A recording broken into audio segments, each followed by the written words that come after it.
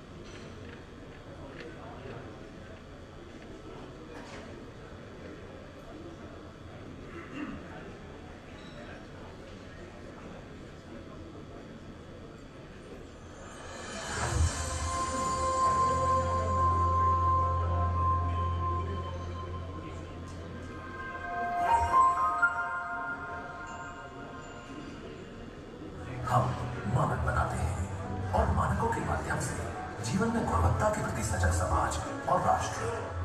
देश की आजादी के वर्ष ही आरंभ हुई इस यात्रा में विगत 75 वर्षों में समय के बदलाव के साथ कई नई प्रक्रियाएं, प्रस्तुतियां, प्रयोग और पदक्षेप देखे।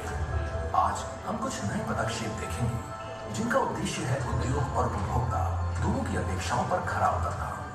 अब हम डिजिटल ट्रांसफॉर्मेशन के उस चरण में पहुंच चुके हैं जहां मानकीकरण, कंफर्मिटी असेसमेंट, प्रयोगशाला प्रबंधन, हॉलमार्किंग जैसे तमाम कार्य क्षेत्र ऑनलाइन प्रविधियों से संचालित होते हैं।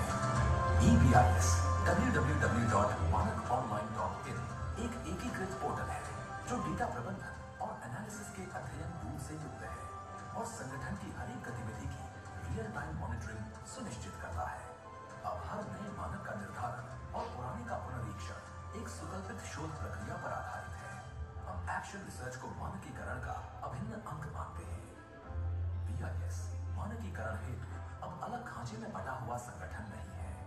समग्र संगठन की अवधारणा के अनुरूप इसमें कार्यरत प्रत्येक साइंटिफिक और तकनीकी ऑफिसर मानक निर्धारण और पुनरीक्षण से जुड़ा हुआ है। हर नए और पुनरीक्षित मानक को संबद्ध स्टेक होल्डर्स के बीच विधिवत प्रस्तुत करने और मानकों के मसौदों पर विमर्श को गहन और व्यापक बनाने के एक प्रभावी मंच के रूप में परिकल्पना की गई है। मानक मंथन की मानकों पर चर्चा अब केवल ब्यूरो के मुख्यालय में टेक्निकल कमेटियों में ही नहीं वरन इसके 41 शाखा कार्यालयों में हर एक माह होती है। मानकों के प्रति तकनीकी और पेशेवर शिक्षा प्राप्त कर रहे हमारे विद्यार्थियों का ज्ञान बढ़े और हमारे तकनीकी शिक्षा संस्थान मानक निर्धारण की प्रक्रिया और आवश्यक शोध कार्य में सहभागी बने। इस उद्देश्य से हमने IITs और अन्य महत्वपूर्ण संस्थानों में चेयर ऑन स्टैंडर्डाइजेशन स्थापित करने का निर्णय लिया। हर्ष का विषय यह है कि तकनीकी शिक्षा के हमारे दिग्गज संस्थानों ने इसे हाथों हाथ लिया है। समाज में मानकों का महत्व गुणवत्ता की मांग पर आधारित है। नई उदीयमान पीढ़ी को गुणवत्ता के विमर्श से जोड़ने के प्रयास के रूप में माध्यमिक विद्यालयों एवं महाविद्यालयों में स्टैंडर्ड्स क्लब गठित किए जा रहे हैं। 3500 से ज्यादा क्लब्स का गठन हो चुका है और 85,000 से अधिक छात्र इनसे जुड़ चुके हैं। हमारे लघु और सूक्ष्म उद्योग अधिक से अधिक मानकों का अनुसरण करें और कंफर्मिटी असेसमेंट से जुड़े इस हेतु किए गए प्रयासों में उल्लेखनीय है निःशुल्क उत्पाद आधारित अल्पावधि प्रशिक्षण कार्यक्रम। 164 प्रशिक्षण कार्यक्रमों के आयोजन की तैयारी हो चुकी है और परिणाम उत्साहजनक है। इसी लक्ष्य को आगे बढ़ाने के लिए हम छात्रों, शिक्षकों और लघु तथा सूक्ष्म उद्योगों से जुड़े लोगों के लिए प्रयोगशाला तथा फैक्ट्रीज में एक्सपोजर विजिट्स भी आयोजित कर रहे हैं।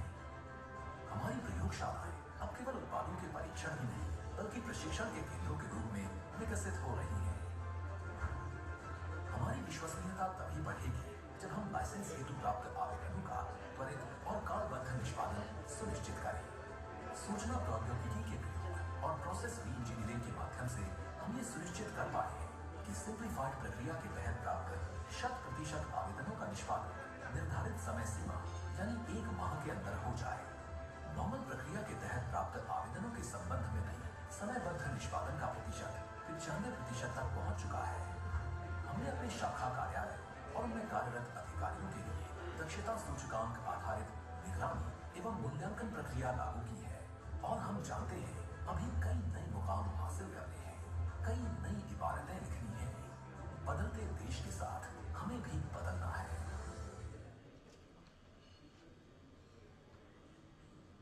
Good morning, ladies and gentlemen. World Standards Day program would be commencing shortly. All are requested to be seated. Thank you.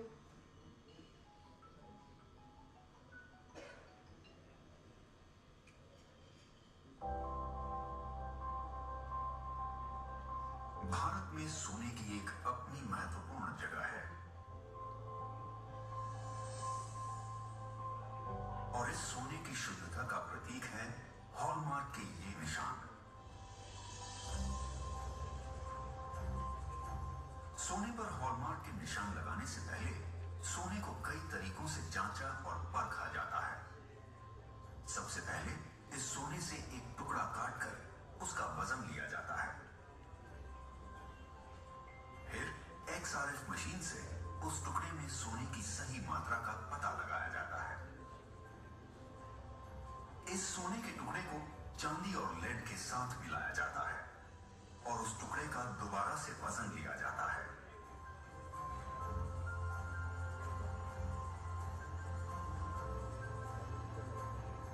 जिसे फिर आग में तपाकर पिघलाया जाता है, जिससे सिल्वर के अलावा बाकी सारी इंप्योरिटीज गोल्ड से अलग हो जाती हैं। इस लिक्विड को ठंडा किया जाता है, जो जमकर छोटे टुकड़े का रूप ले लेता है। फिर इस टुकड़े को हथौड़ी से मारकर और एनियलिंग के प्रोसेस के द्वारा छोटे छोटे गोल कॉर्नेट्स में बदल दिया जाता है। इन गोल कॉर्नेट्स को एसिड में डाला जाता है ताकि उनमें से सिल्वर अलग कर सके।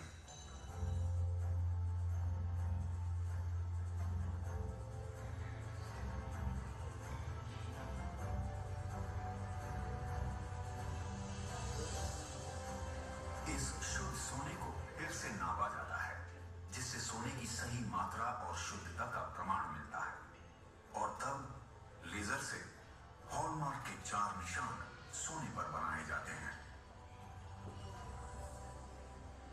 सिर्फ 35 रुपए एक्स्ट्रा लेकर हम गहनों की शुद्धता की पहचान एसेइंग एंड हॉलमार्किंग सेंटर से करवाते हैं। जब गहने वापस आते हैं तो हम कस्टमर्स को मैग्नीफाइंग ग्लास से हॉलमार्क के निशान दिखाकर शुद्धता की गारंटी देते हैं। और इतना ही नहीं, हॉलमार्किंग रजिस्टर्ड ज्वेलर्स के यहाँ BIS के अफसर सरप्राइज इंस्पेक्शंस करते हैं, जहां सोने के सैंपल्स इकट्ठे करके BIS के लैब में शुद्धता चेक करने के लिए भेजे जाते हैं।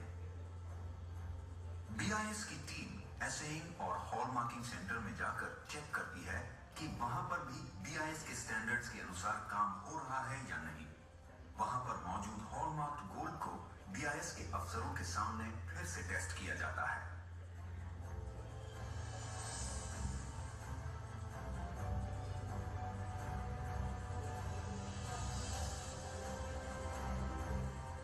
अगर आपकी हॉलमार्क ज्वेलरी जेन्युइन नहीं है तो ज्वेलर को इसे बदल के आपको जेन्युइन ज्वेलरी देनी पड़ेगी। सोना किधर से भी खरीद सकते हो, सिर्फ हॉलमार्क का निशान चाहिए।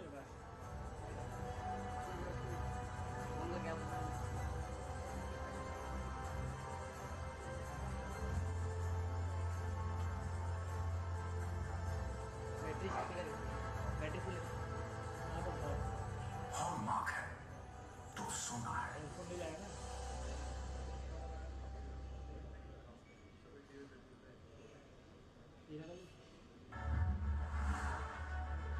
उपभोक्ताओं के अधिकारों की रक्षा और अर्थव्यवस्था को विश्व स्तर में बनाने के लिए मानकों और गुणवत्ता के प्रति समाज में जागरूकता एवं संवेदनशीलता आवश्यक है। यदि नई विद्यमान पीढ़ी को इसके लिए प्रेरित किया जाए तो समाज में यह जागृति लाना आसान हो सकता है। इस विजन के तहत भारतीय मानक ब्यूरो ने शैक्षणिक संस्थानों में स्टैंडर्ड्स क्लब बनाने की अभूतपूर्व पहल की है। देश भर में भारतीय मानक ब्यूरो के सभी शाखा कार्यालय स्टैंडर्ड्स क्लब की स्थापना विभिन्न शैक्षणिक संस्थाओं में कर रही है। न्यूनतम 15 छात्र और एक विज्ञान शिक्षक मेंटर के रूप में एक स्टैंडर्ड्स क्लब का गठन करते हैं। वर्तमान में इन स्टैंडर्ड्स क्लबों की संख्या 3500 से ऊपर पहुंच चुकी है और इनके सदस्यों की संख्या 85,000 से अधिक है। स्टैंडर्ड्स क्लबों को सुचारू रूप से चलाने में मेंटर शिक्षक की अहम भूमिका होती है। अतः BIS स्टैंडर्ड्स क्लब के मेंटर्स को 2 दिवसीय आवासीय प्रशिक्षण देता है, जिनमें उन्हें स्टैंडर्ड्स और गुणवत्ता की अवधारणाओं और छात्रों को सिखाए जाने वाले विभिन्न गतिविधियों से परिचित कराया जाता है। इन स्टैंडर्ड्स क्लबों के माध्यम से छात्र छात्राओं को गुणवत्ता और मानकों के मूल्यों से अवगत कराने के लिए मानक लेखन, वाद विवाद, प्रश्नोत्तरी आदि जैसे विभिन्न गतिविधियों की प्रतियोगिता कराई जाती है। साथ ही साथ इन्हें औद्योगिक एक्सपोजर द्वारा भी कराया जाता है।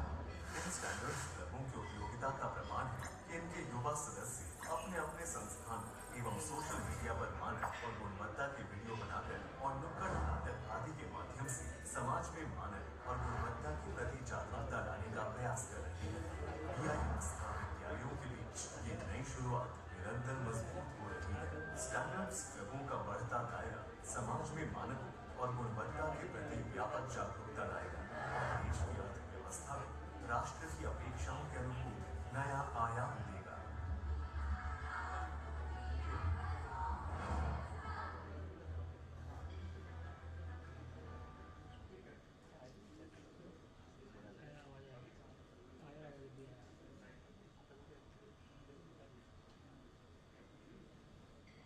All of you are kindly requested to switch your phone in silent mode, please.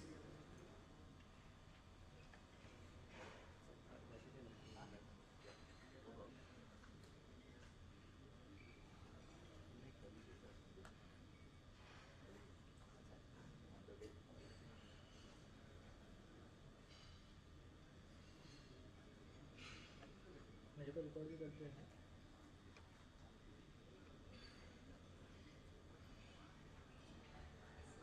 This September, 193 countries will meet at the UN to adopt new global record goals. भी करना है मेरे को। These 17 goals provide a roadmap that will help the world achieve sustainable development. But what exactly is sustainable development and how does it affect us? Sustainable development is development that meets the needs of the present without compromising the ability of future generations to meet their own needs. But what does that mean? Everyone understands the need to grow their economies, but not everyone takes into account the negatives that unbalanced economic growth can have on the environment and on people's well-being. It's time to change that by looking at the world in a different way. The Sustainable Development Goals will help us to do that. Sustainable development is about the big picture. It's about improving the lives of everyone, everywhere, and achieving all these things together.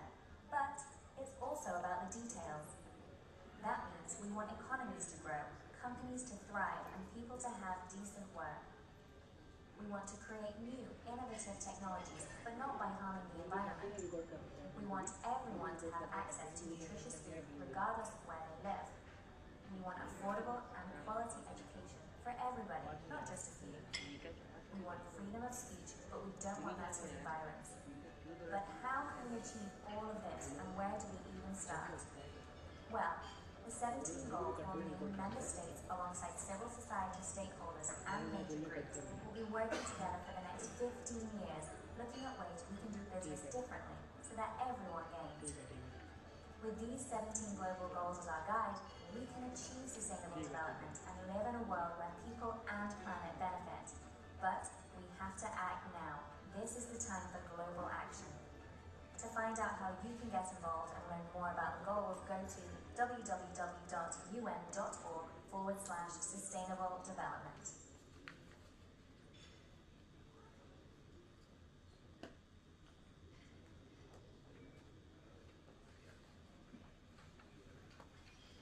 The face of the world is being transformed by modern technology and innovation at an unfathomed pace. Previously predicted environmental factors such as global warming, climate change, ecosystem damage, and species loss which were looming subtleties till recent times, have now transformed into vectors that are influencing and affecting our daily lives. Last year, we had discussed how the element of sustainability emerged to the Christ of all that is new, growing and built to stay.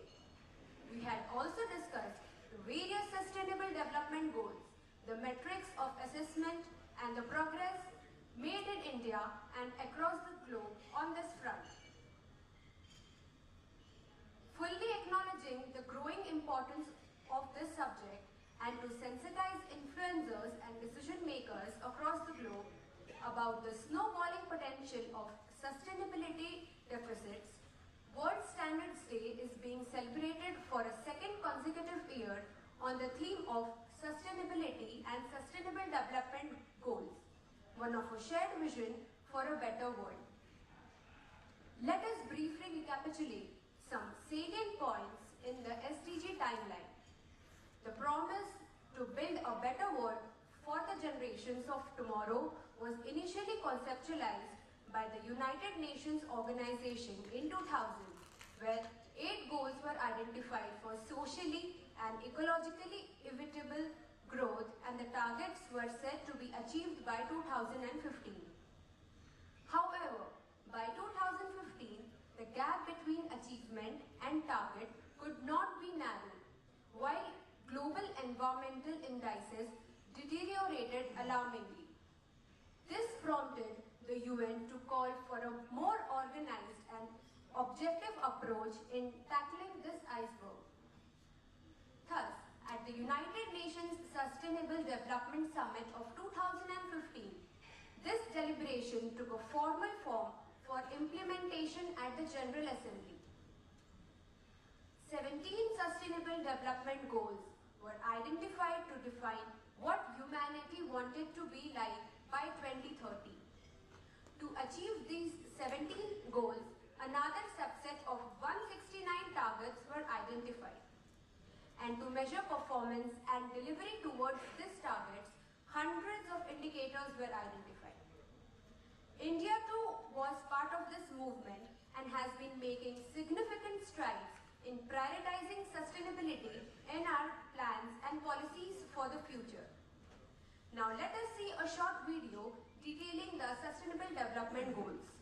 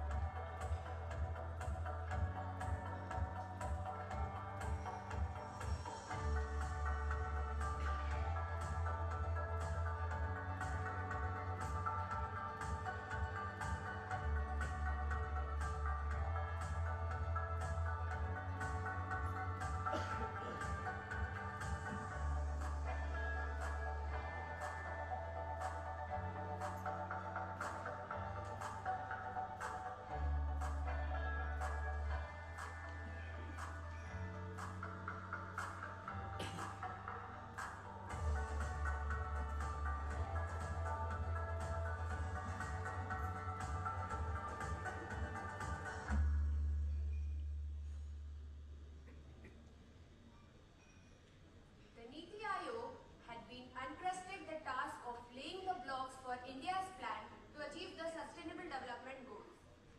True toil and commitment has put into this endeavour by our government. India has made significant progress in achieving the Sustainable Development Goals. However, the COVID-induced crisis and the industrial turmoil cascading from the armed conflicts in the West have visibly affected the progress. The Sustainable Development Goals Index report was recently published. We would now take you to a report on the index that would throw light on the highlights of report and the nation's performance.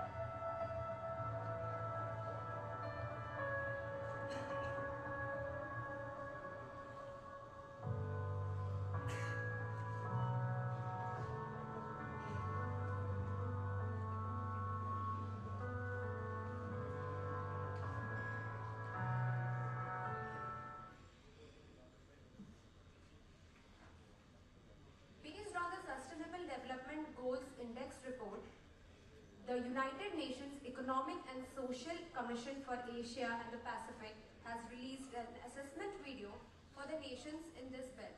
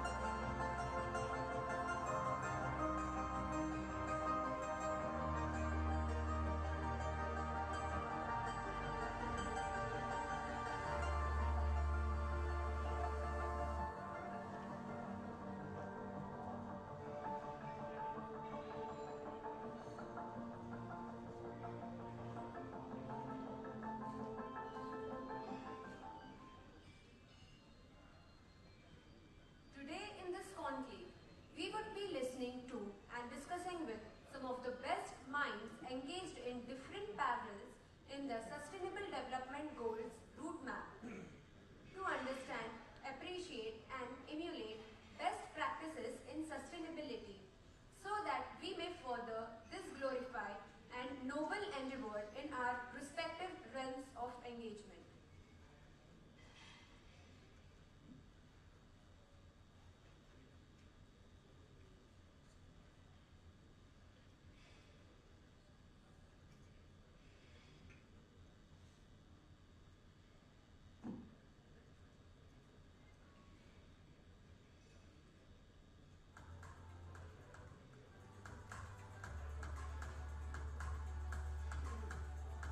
We hope that all our guests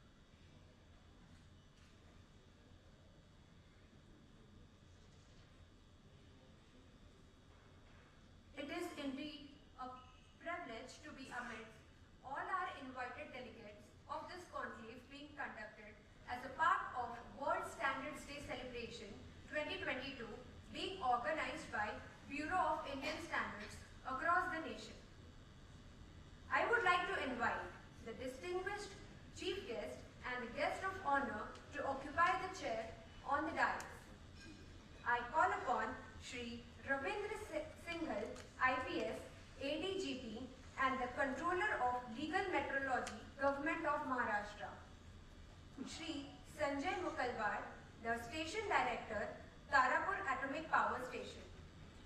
Srimati Nishat Haq, Deputy Director General, Western Region, Bureau of Indian Standards. Shri Amiruzzaman, Senior Director and Head BIS, Mumbai Branch Office 1. And Shri Sanjay Vij, Director and Head BIS, Mumbai Branch Office 2. Sir and ma'am, please.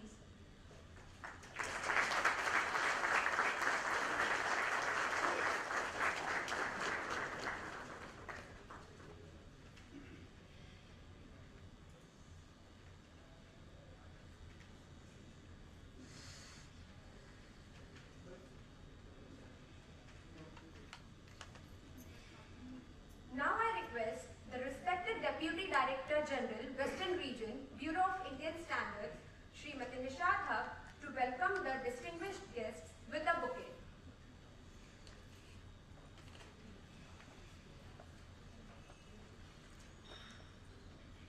Shri Ravinder Singhal ji, IPS.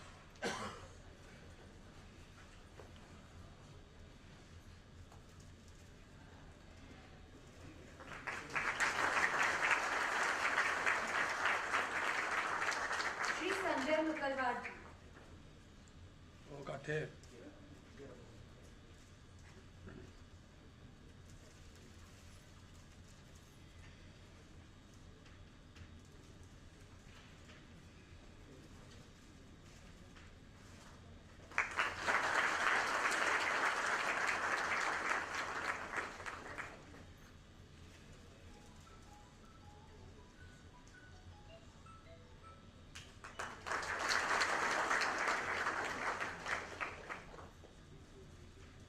It has been a part of our rich culture to embark on all that is good with the invocation of the Almighty. Let us begin this auspicious occasion by lighting the lamp. All the dignitaries on the dais are requested to inaugurate the ceremony by lighting the lamp.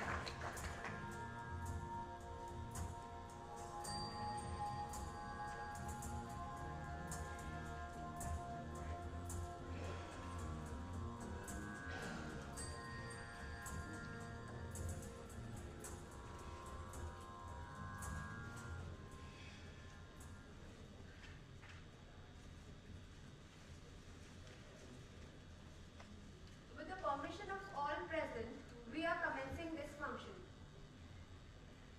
I invite the Deputy Director General, Western Region, Bureau of Indian Standards, to deliver the welcome address. After completing her graduation in Electrical Engineering in 1988, Srimati Nishat Haq started her career as a lecturer, whereafter she joined BIS in the year 1992. With a wealth of experience in certification as well as in standards formulation activities, she has represented represented India in number of international technical committee meetings.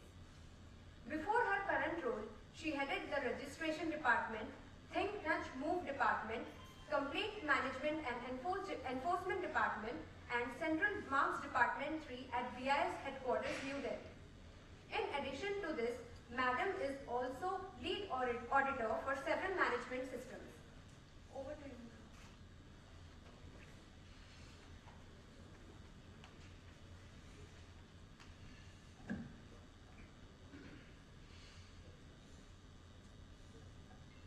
Respected Dr. Ravinder Singh, IPS, ADGP, and Controller of Legal Metrology, Government of Maharashtra. Sri Sanjay Mulkalwar, Station Director, Tarapur Atomic Station.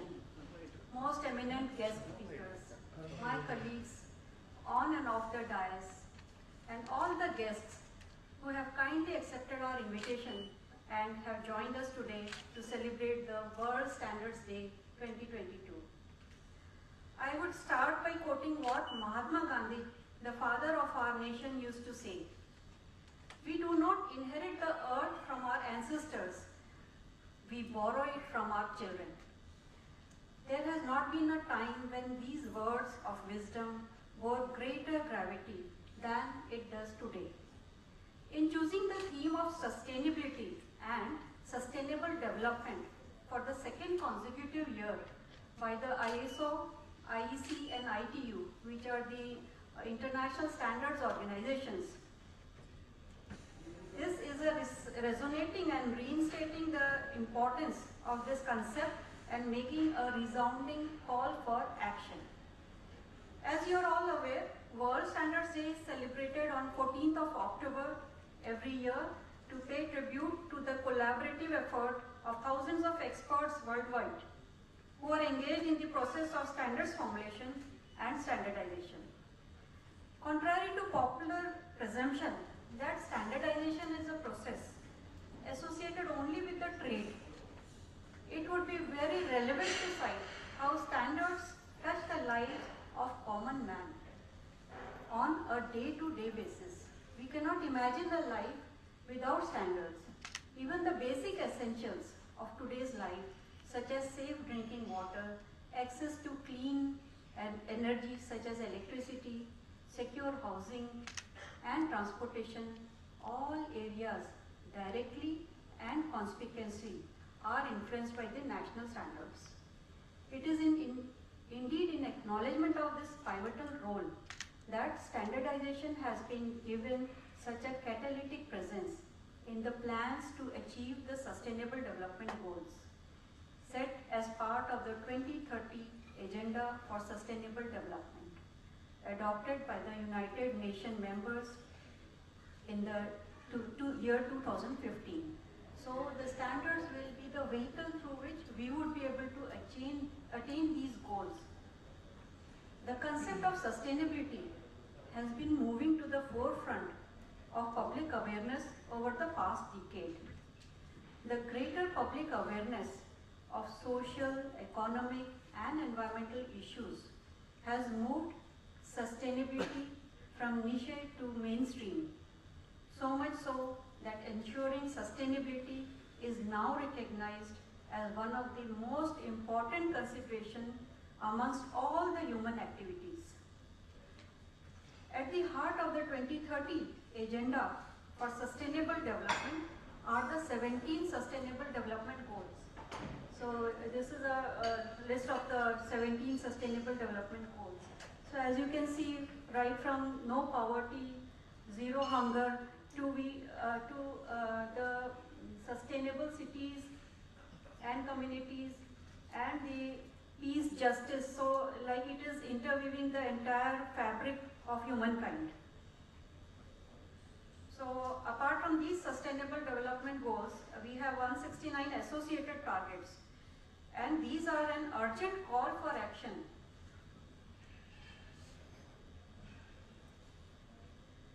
by all of us, by all the countries, by all the communities, whether they be the developed countries or the developing countries, in a global partnership. So unless we work together in partnership, we would not be able to achieve these goals. So we have to have a shared blueprint for peace and prosperity for people and the planet now and into the future. This plan recognizes that ending poverty and other deprivations must go hand in hand with strategies that improve health and education, reduce inequality and spur economic growth, all while tackling climate change and preserving our environment.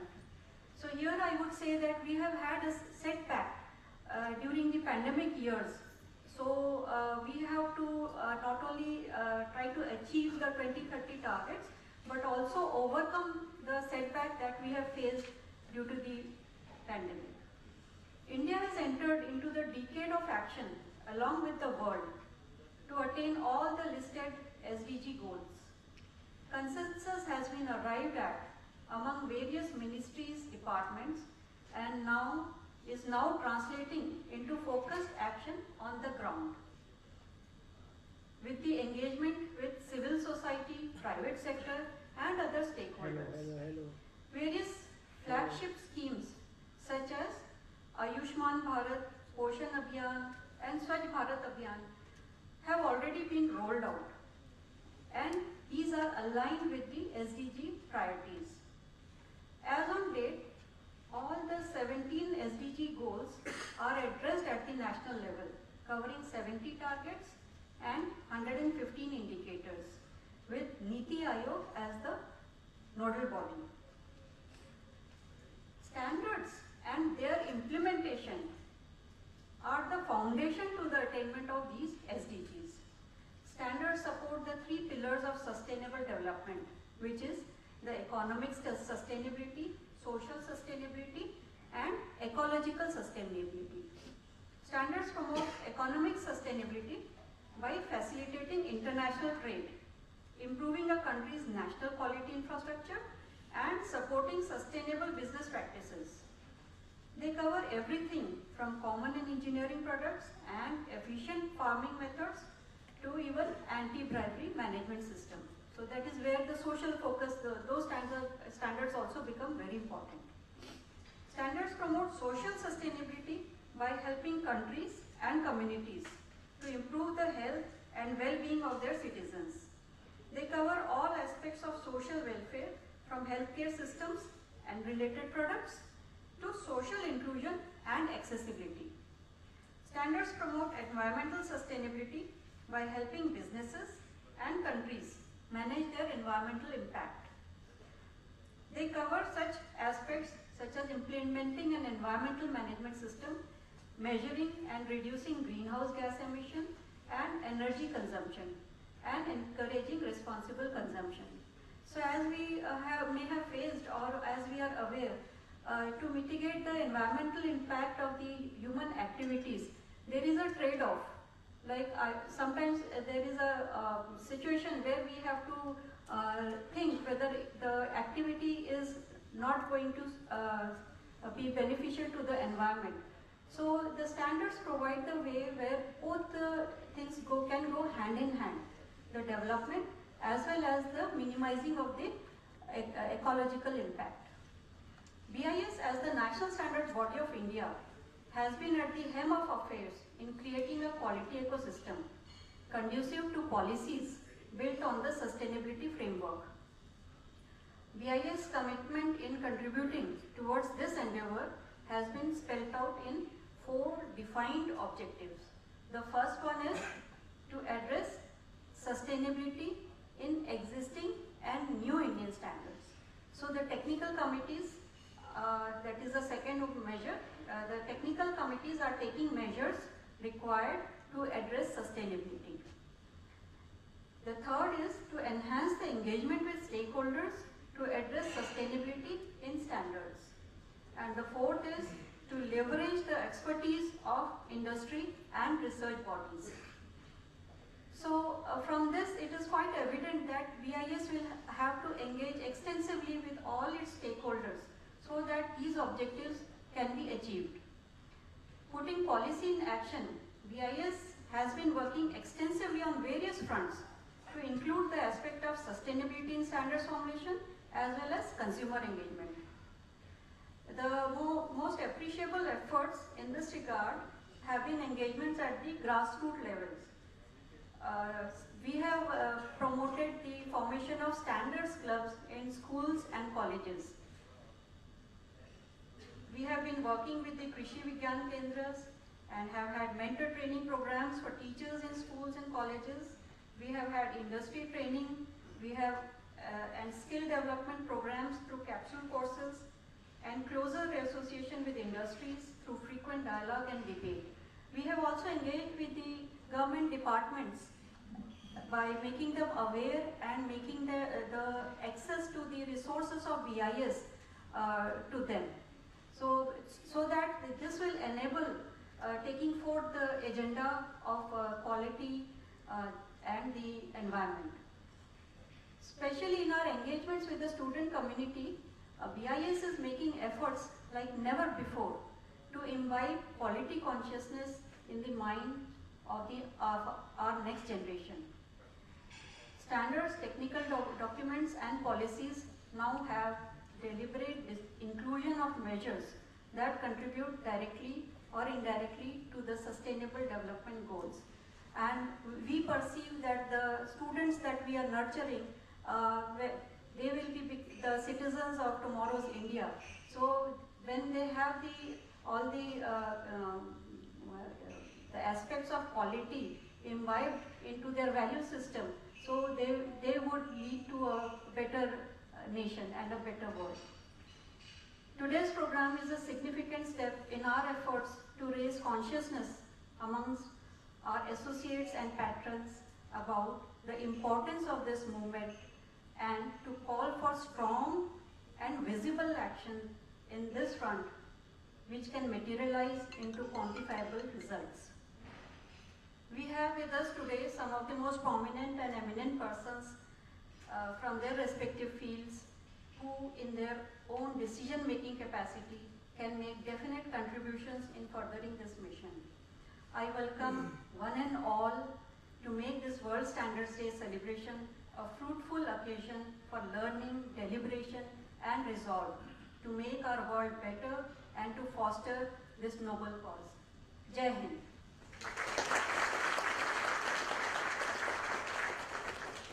Thank you so much, ma'am. On the occasion of World Standards Day, Honorable Minister of Consumer Affairs, Food and Public Distribution, Shri Piyush Goyal has sent a video message. Now let us watch the video. Good evening. I am indeed delighted to join the celebrations of the 52nd World Standard Day 2022.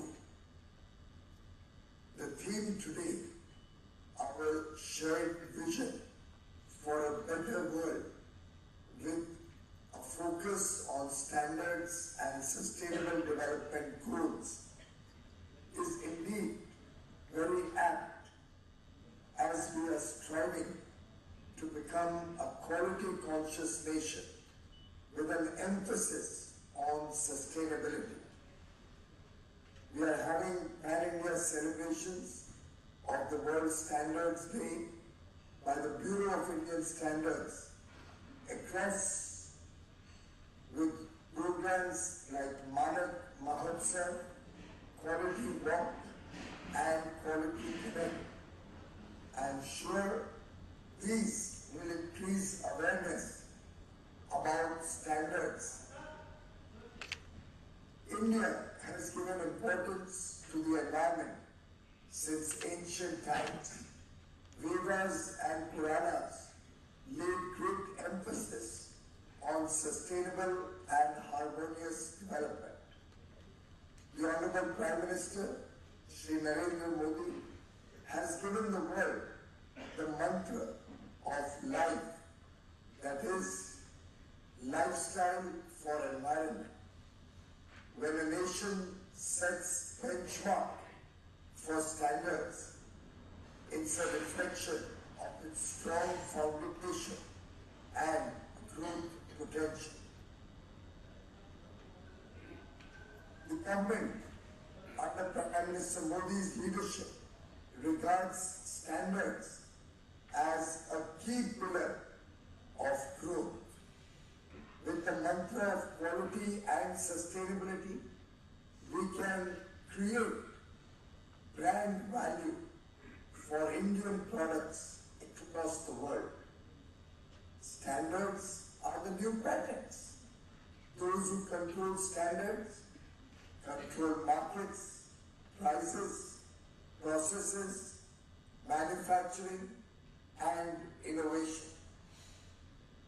Standards are also very critical for realizing the mission, the commitment of India and all 130 crore Indians for a developed India by 2047, when we celebrate 100 years of independence, as articulated by Prime Minister Modi during his address from the Red Fort on 15th August earlier this year. The time for BIS to become a benchmark for quality control, quality assessment, and quality assurance is now. The BIS must revise, and add sustainability in the existing standards or the new standards that they create as a part of the Standards National Action Plan. The Q quotient will set Brand India apart from the others globally. For Brand India to emerge across the globe, we need a change in mindsets towards quality standards and become more conscious towards their importance. The Honorable Prime Minister, Shri Narendra Modi, has said, and I quote, "It is time to move from Swarajya to Surajya." Surajya is high quality governance, good government, bringing about a quality change in the lives of Indians. As we enter the Amrit Kal, the next 25 years in our journey towards India at 100, quality will be of extreme importance for India and all Indians. We will also be completing 100 years of providing quality to the nation. May I suggest 5 mantras for the growth of BIS. 1, we should act as facilitators, not obstructors. An Atmanirbhar Bharat requires the Bureau of Indian Standards to facilitate businesses and industries by ensuring quality, safety, cost competitiveness, and reliability of products. 2, we should all collectively focus on the mantra, zero defect, zero effect. This will help us protect the environment and ensure that the products we make are free of any defects. In fact, it is time the nation decided to make the same quality of goods both for the domestic market and our export market. This will also help our micro, small and medium enterprises, tribal products, handicrafts, handlooms, and other Indian products in better quality, better marketability, better acceptance in the world.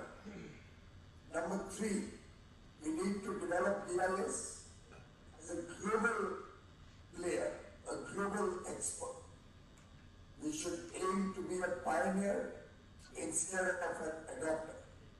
We have to weed out cheap, non-standard foreign products from the Indian market. In fact, BIS must create and operate at the cutting edges of policy making and implementation. 4.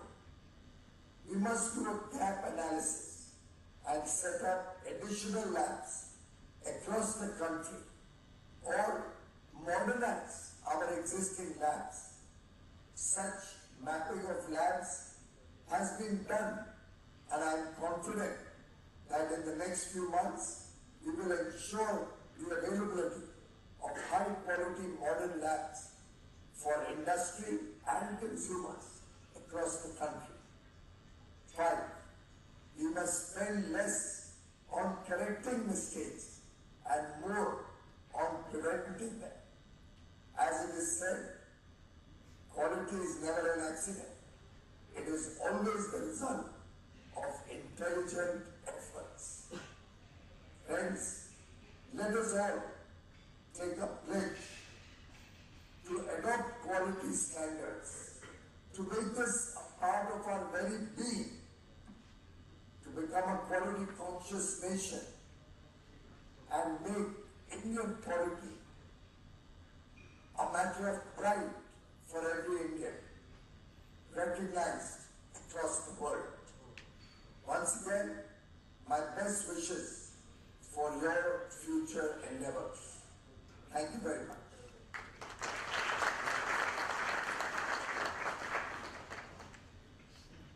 Now I invite Shri Amir Zaman, Senior Director and Head of Mumbai Branch Office 1 BIS, for presenting the World Standards Day message from ISO, IEC and ITU.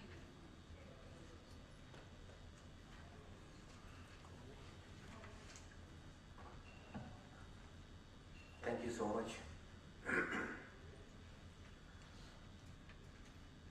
Dr. Ravindra Singhal, IPS, Controller of Legal Metrology, Maharashtra. Shri Sanjay Mulkalwar, Station Director, Tax, Tarapur. My colleagues on the dais, representatives from industries, principals of schools and colleges, and other organizations. Thank you so much for coming. My task is to present the message received from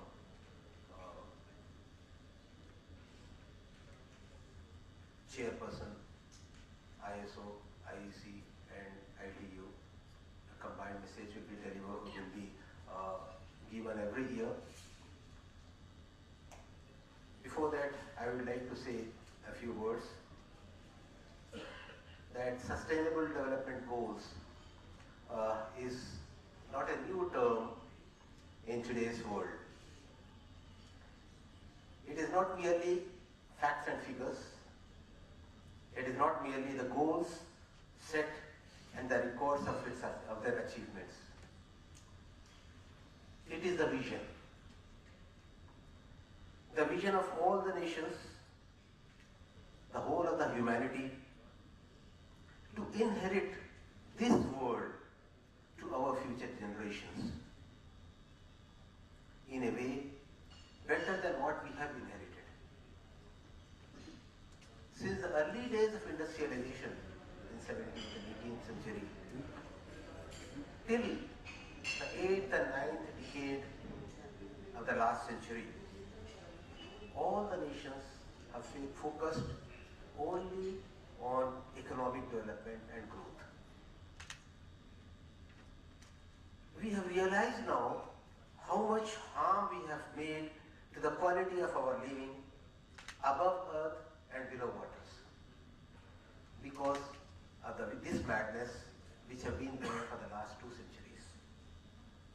Hence, now we have understood and we have now set the goals now changed from just development to development with sustainability.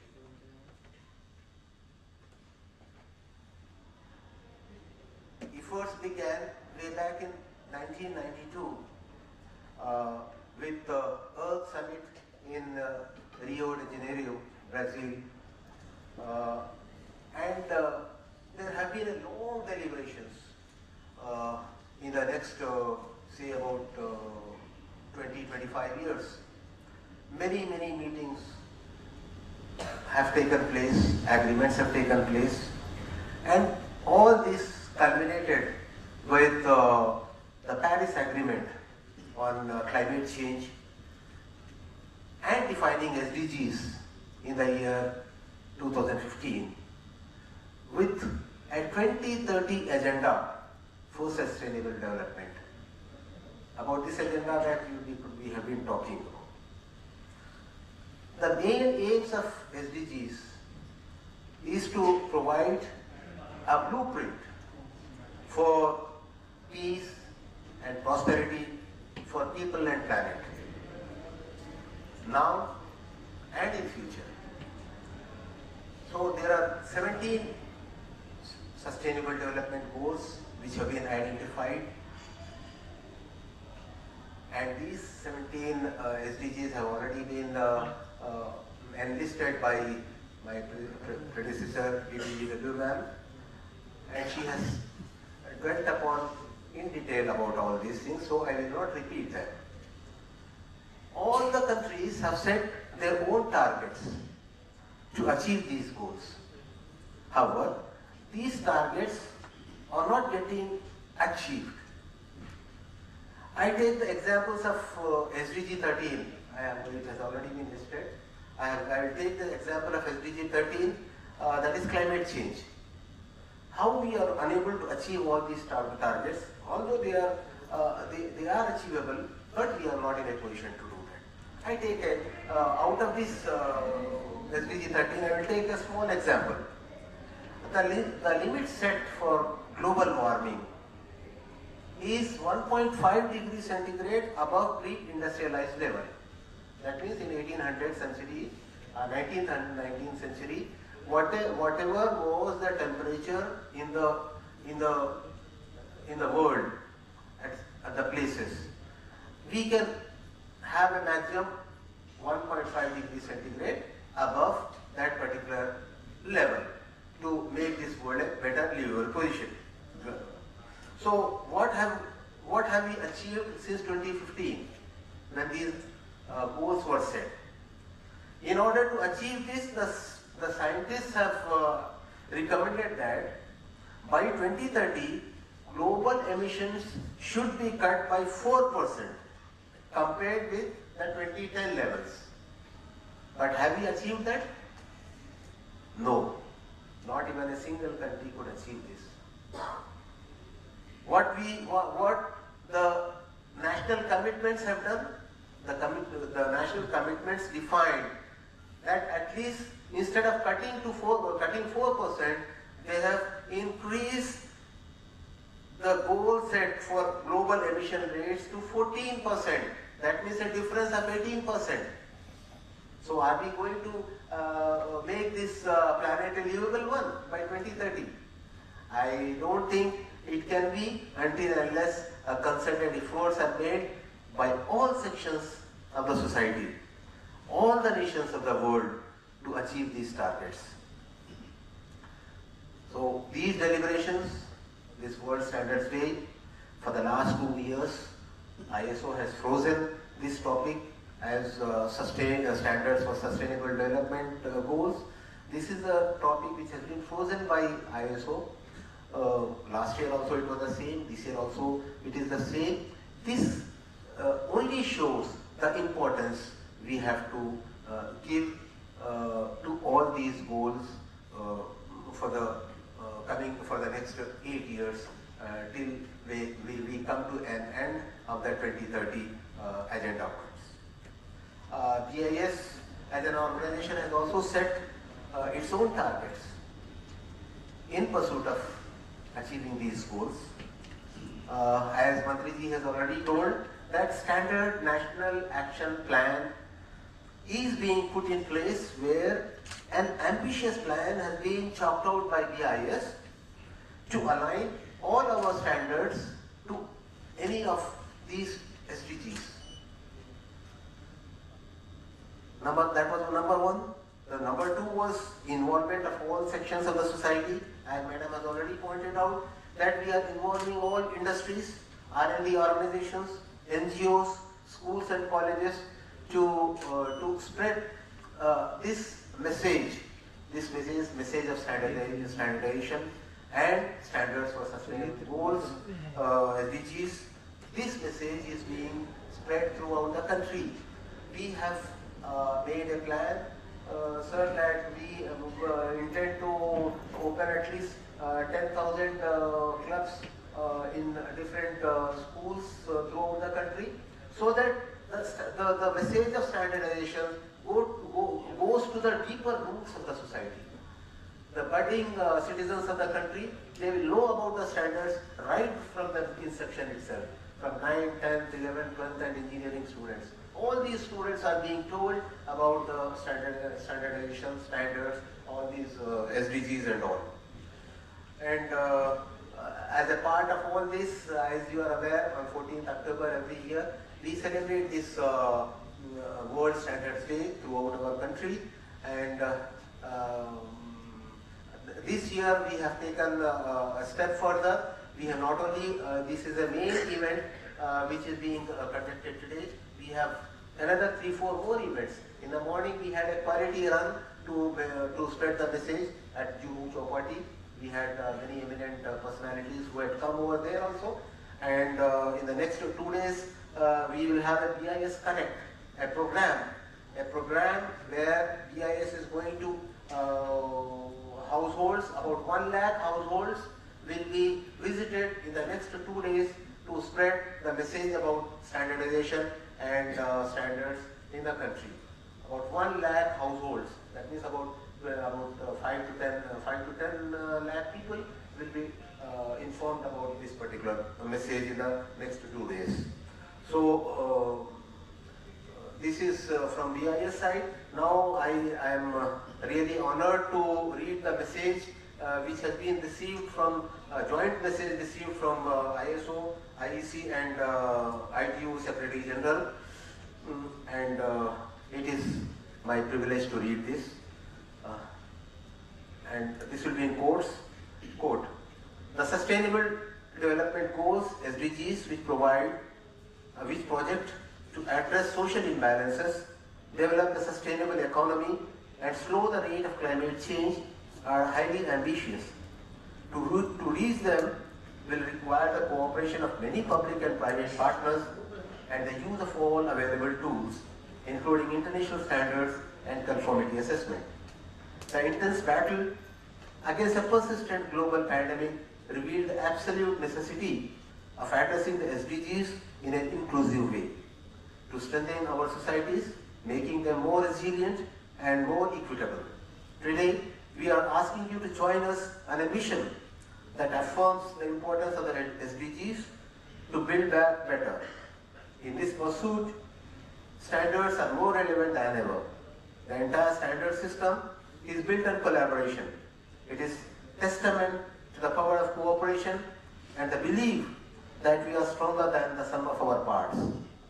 By working together, we are empowering people with real-world solutions to face sustainability challenges head-on. It is in this spirit that we are engaging in a multi-year world standards-based journey that showcases the many ways in which international standards contribute to the success of the SDGs. We stand united to work together to accelerate the 2030 agenda with standards for the SDGs and our shared vision for a better world. This was a message from Endeavour IEC President, Ulrika Frank, ISO President, and Howlin Chow, ITU Secretary General. So, I end by quoting a shloka 36:17 from Yajurveda, and it is apt for for this particular event here. Unto heaven be peace. Unto the sky and the earth be peace. Peace be unto the water, unto the herbs, and peace be, and trees be peace. Thank you so much for it.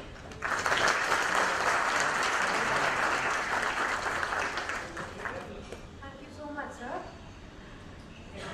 We have in our midst the highly accomplished Shri Sanjay Mulkalwar. Shri Sanjay Mulkalwar is basically an electrical engineer and started his career in the Department of Atomic Energy in 1986 and joined Tarapur Atomic Power Station and has thereafter rendered valuable and outstanding contribution to the first nuclear power station of the nation. He was awarded NPCIL Recognition Awards for the outstanding contribution in the year 2003 and NPCIL Group Achievement Award in 2010. He is qualified ISO 14001 and IS 18001 auditor and has worked as a member secretary CAPC. He was selected to work in World Association of Nuclear Operators WANO Head Office London in 2011 for 2 years and was the first Indian to do so. I welcome you, sir, to address the delegates.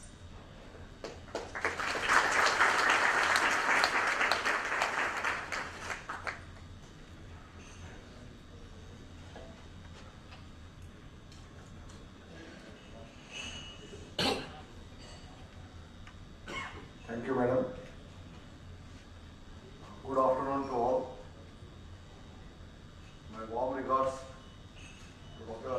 Ravinder Singhal, IPS officer, Sri Nishan Harji, Amir Uzzaman ji, and Sanjay Vijji, all on the present on the dais. I thanks everyone of the BIS for inviting me to this special occasion, and it's my pleasure to be here, and especially my pleasure is as the theme for today, the sustainable development is very close to Nuclear Power Corporation of India Limited, and Tarapur Atomic Power Station is for the first power plant, and I thank BIS for inviting me to function which speaks about the sustainable development and which we are pioneer. As I understand, sustainable development is defined as an approach for developing and growing by using resources in a way that allows you for them to be renewed or continue to exist in future also. Using recycled materials or renewable sources when producing power is an example of sustainable development. And as you are maybe aware that nuclear power is a renewable energy, because whatever we are using as a nuclear fuel can be reprocessed, and the same fuel can be used for the second generation and third generation of nuclear power plants. That's why it is termed as a renewable energy in power generation cycles.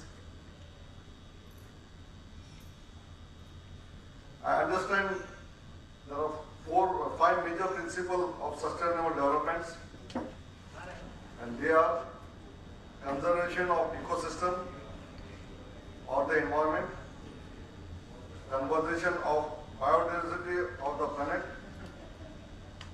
sustainable development of the society, conservation of human resources, population control and management.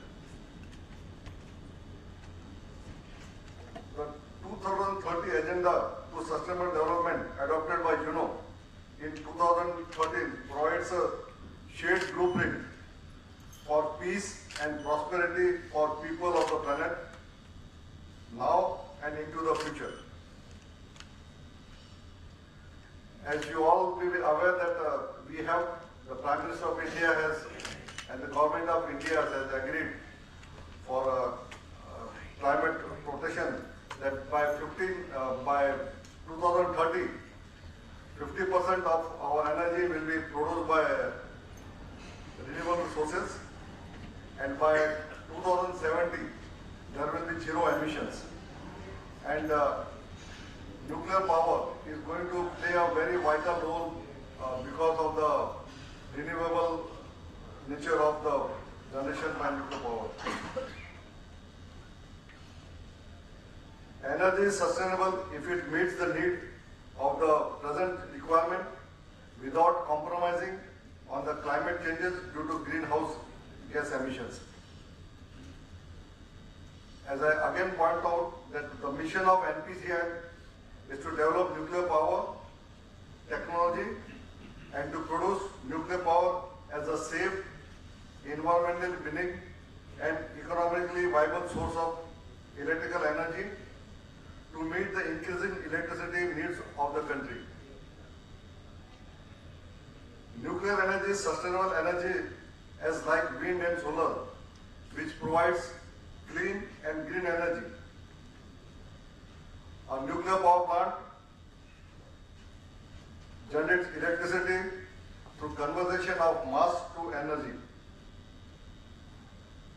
Nuclear fuel does not undergo combustions the way fossil fuel like coal and gas do and produce carbon dioxide, which is detrimental to the nature.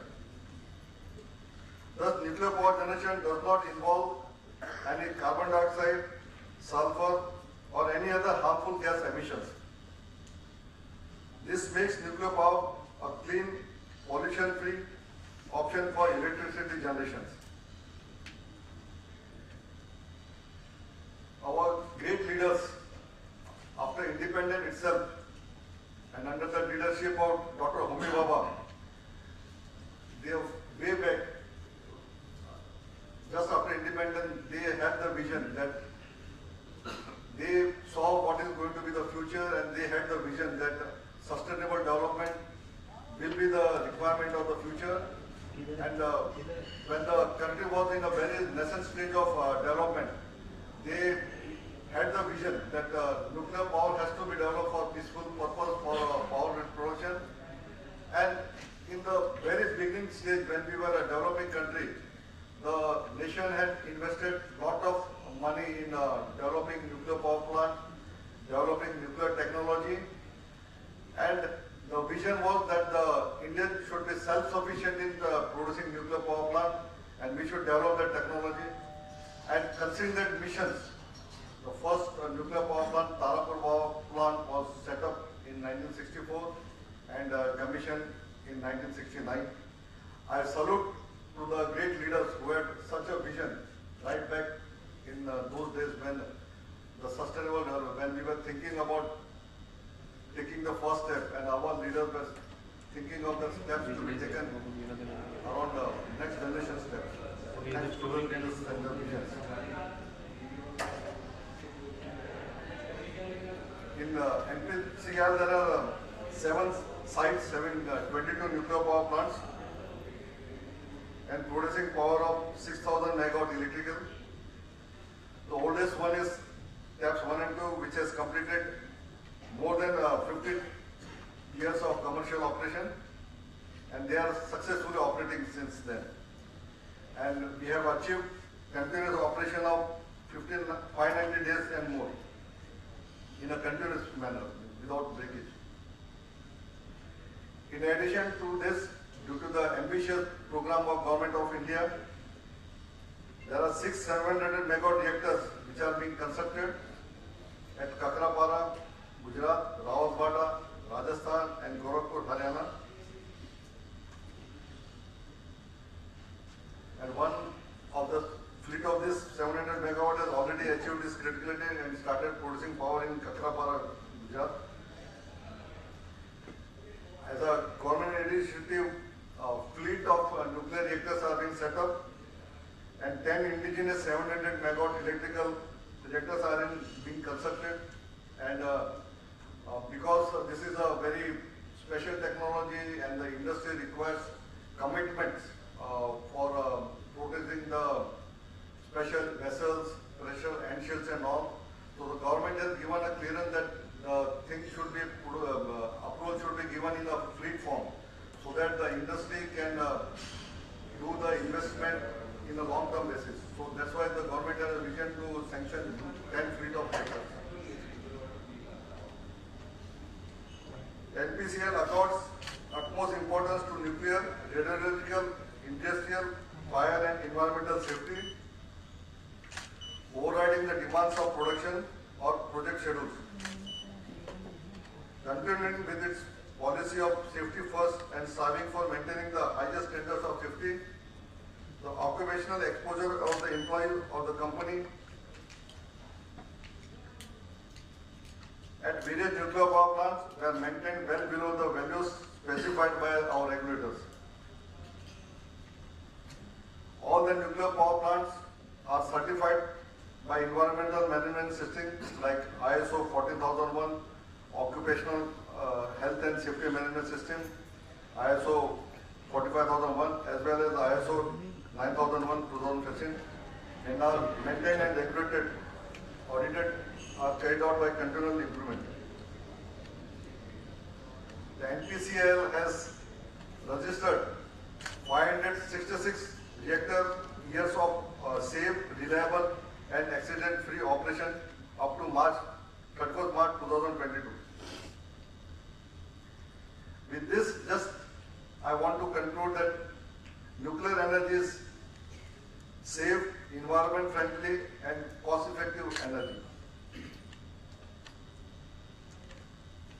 I had an opportunity to work for the World Association of Nuclear Operator, which is a umbrella organization for all the nuclear plants operators throughout the world. I have worked in the London head office where the policies are made for nuclear entrant. And what rightly said by Pujal, the main aim of WANO or all the things is to prevent accidents and to see that the nuclear energy is produced in a sustainable way and there are no, any one accident or any one event can cause the nuclear industry setback by years together and billions of money then goes into the making this industry back into service. We had very bad experiences of Chernobyl and recently Fukushima. So all the world nuclear power plants thought that it will be better to come together on a forum to share their practices and make the chain.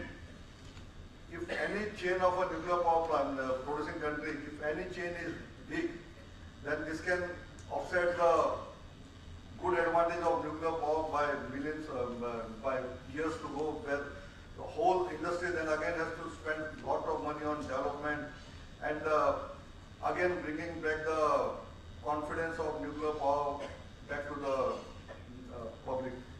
As you know, like after Fukushima, many of the world nuclear power plants or the public fear was at its peak.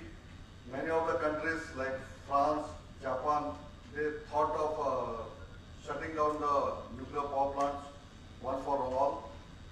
But again, like what happens is sustainable development and the future requirements, what we have seen in the recent Ukraine wars and all, the gas, the oils, this becomes an issue for all the nations. Depending on this type of fuels, has again compelled them to think about nuclear power as the alternative energy, and again the nuclear power plants from Japan and the French, which had thought of procuring it forever, but they have started rethinking it. And this is what I wanted to say is like for sustainable development, the WANO had started making standards, like BIS makes the standards see that all the nations comply to it.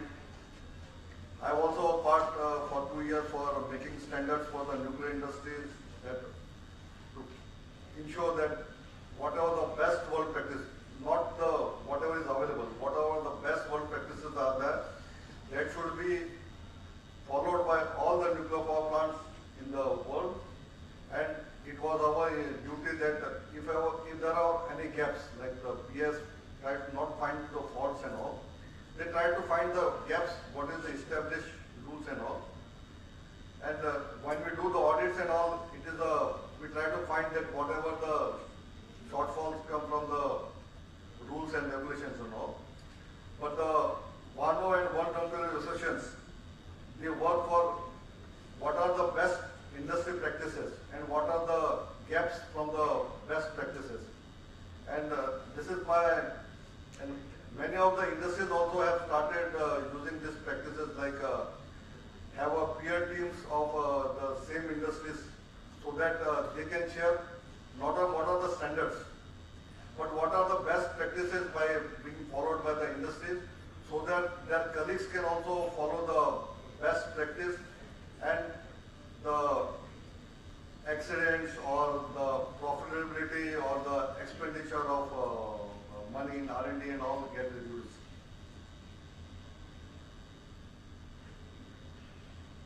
I see CSR activities, social responsibility by the industries, which government has initiative, and 10% of all the public profits have been invested to CSR activity.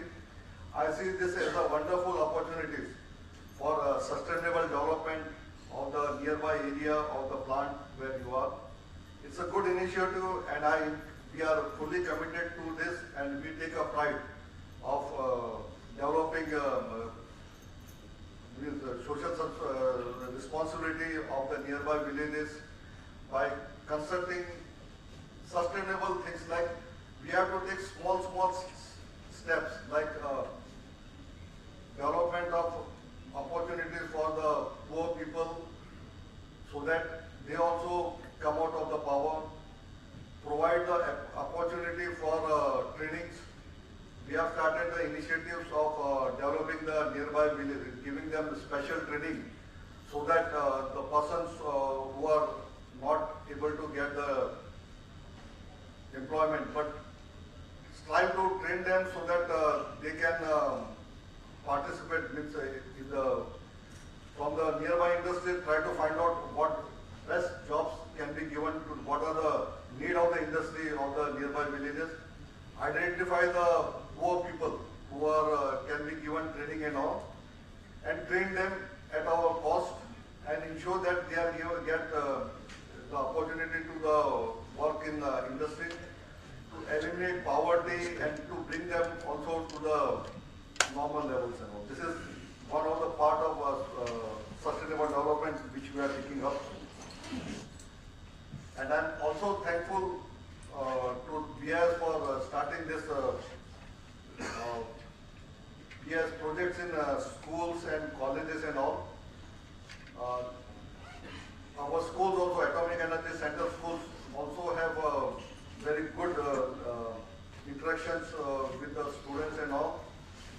And really, they are, whatever the feedback I have got from the principals of our schools and all, they have done a very tremendous jobs, or not job, or at least whatever the basic aim was there, to bring to their mind what is expected of quality in the future life to come.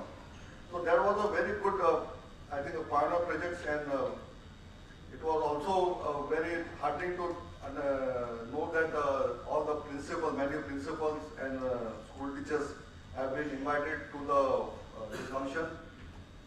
And as you are industry experts, we know that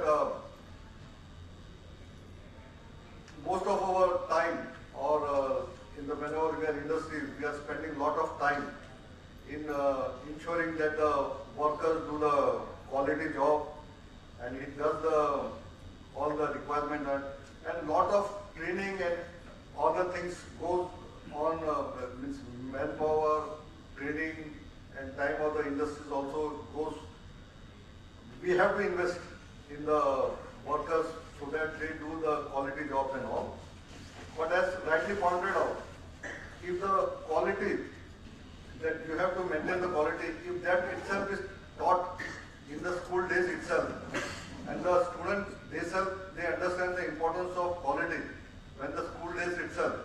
It is a very beginning, and I think it is the most of the job done of the industry what they have taken up at the school level itself. Because we also preach that in the nuclear industry, the quality and do first and do the right way. Don't repeat the job. This is the mantra I want to follow, and which we try to preach in our workers and all. Do first time, but do it the right time. Don't repeat it.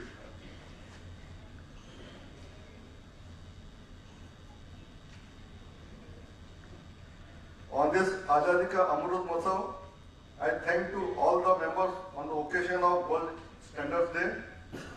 The theme, Standard for Sustainable Development, Goals and a Shared Vision for a Better World, will be the eye-opener for all the industries to develop and demonstrate sustainable energy with applicable standards. With this, I close my speech. Thank you.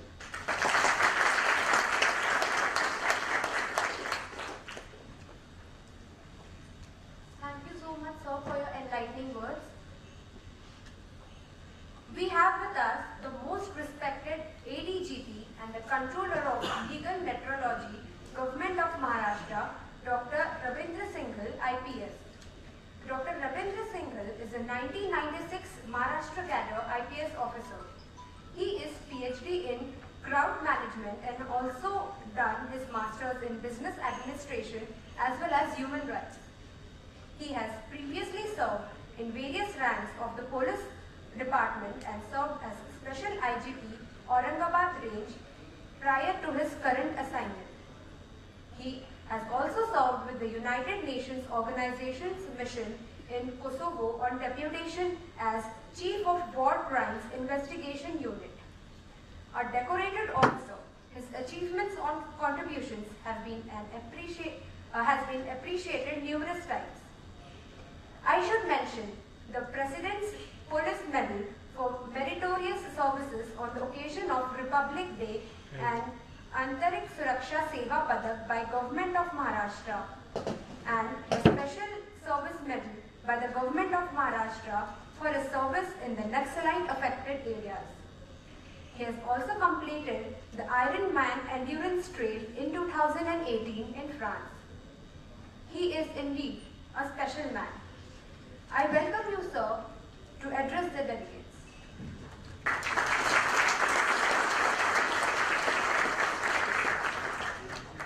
Thank you so much. आप सभी को नमस्कार. आज का दिन बहुत अच्छा है और ब्यूरो ऑफ स्टैंडर्ड्स की तरफ से जो आज हम दिन मना रहे हैं, standard for sustainable development goals, a shared vision for a better world. I think we will be able to achieve this agenda or this vision when we work together.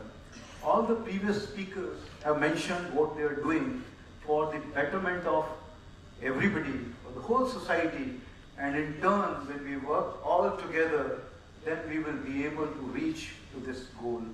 My special thanks to Shri Sanjay Mulkalwarji for speaking so elaborately about the issues which he has been handling, and he touched upon so many issues from this core issue to CSR activities, which is worth mentioning.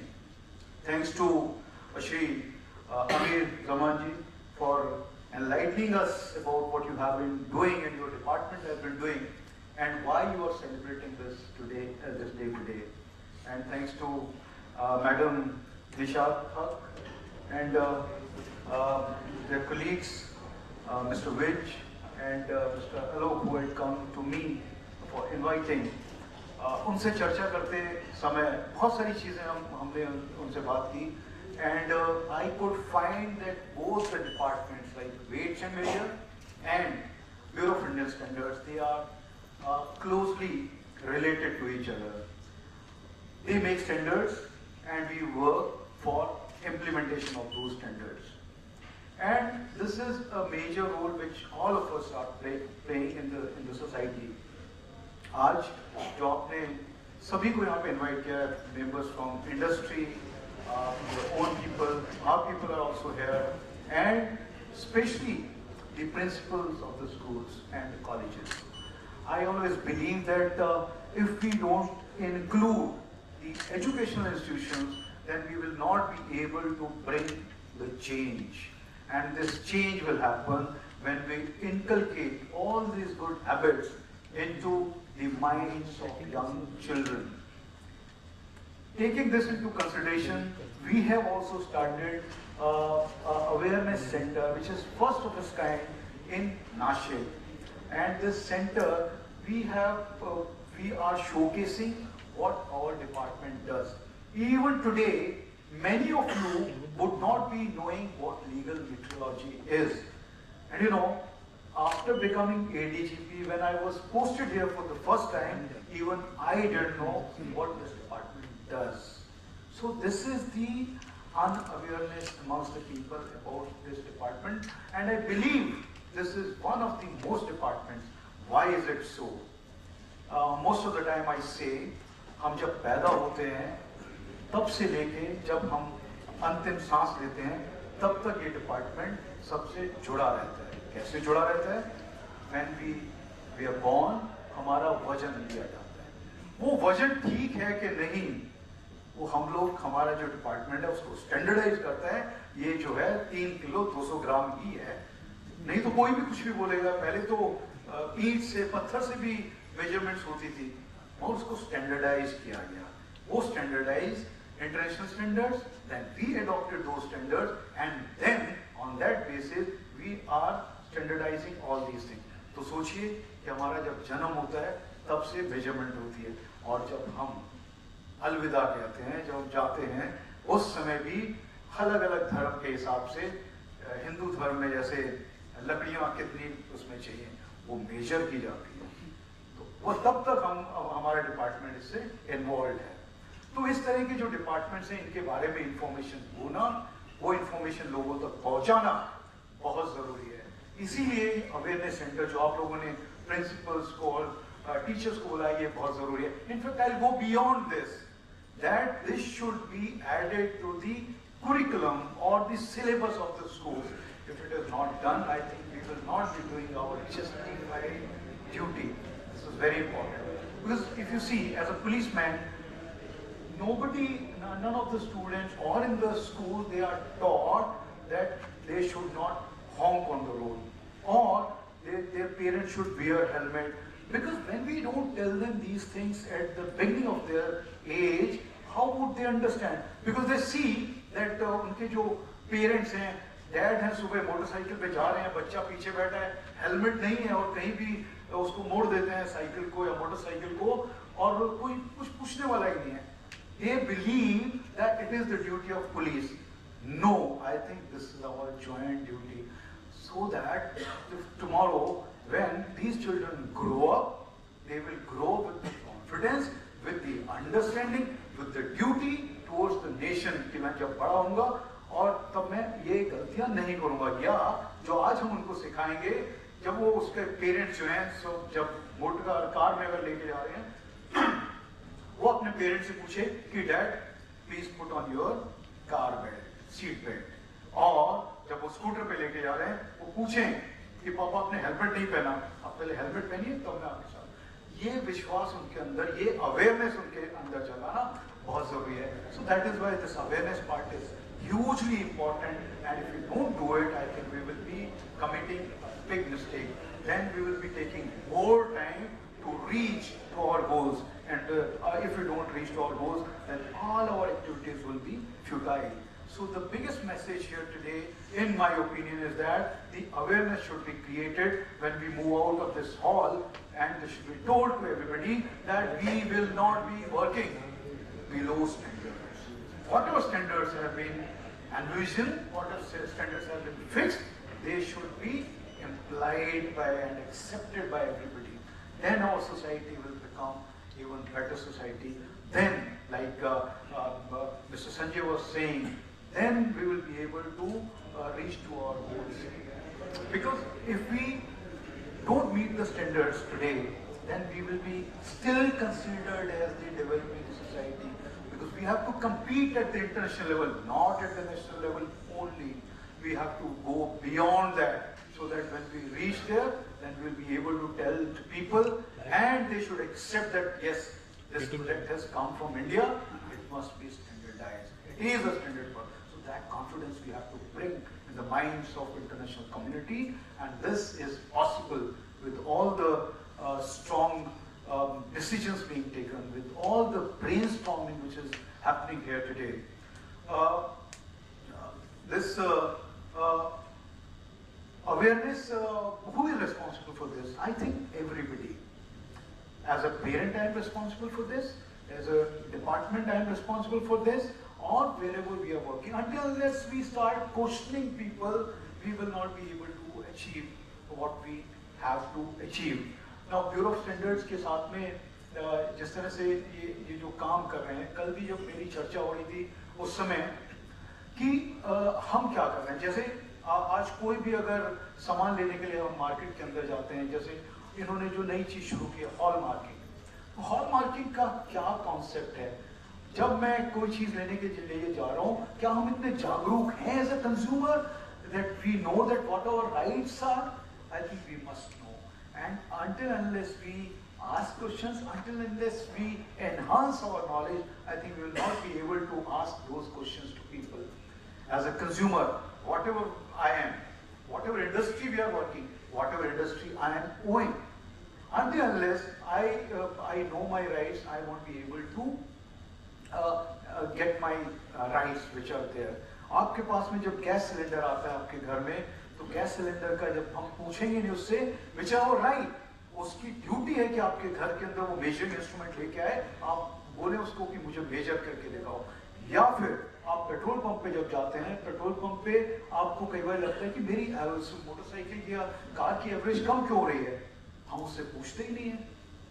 वो ये हमारा right है, वहां पे 5 litre केन होती है, अगर आप बोले कि you measure me in this cone, whether this is 5 liter or not, अगर उसमें variation आता है तो उसको आप you can make a case, and my department is responsible for conducting such cases, though it is not a criminal case, but we can always punish him with fine, and it is a drastic fine which is being enhanced also in coming days. But 25,000 on one person is a big fine, and when he comes for his license renewal, then also we can ask him, or we can tell him that there is a case against you, you have not improved. Maybe we can give license to him again or again, but there is a charge against him.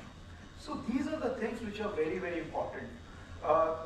The standards, why the standards have to be maintained, we all know, you are aware people, and but its working is, I think, lacking. We have been working, like ministers are also mentioned what they are visioning, say till 2047, what India should be and what their expectations are of Honorable Prime Minister or as a country as a whole.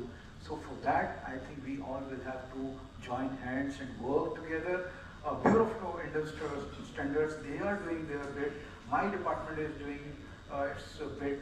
But with the celebration of such kind of international days or national days, this is a new beginning every time. Are we missing something? Now we have reached here, we have covered 1 year. Where were we last year on this day? Where we have reached now today?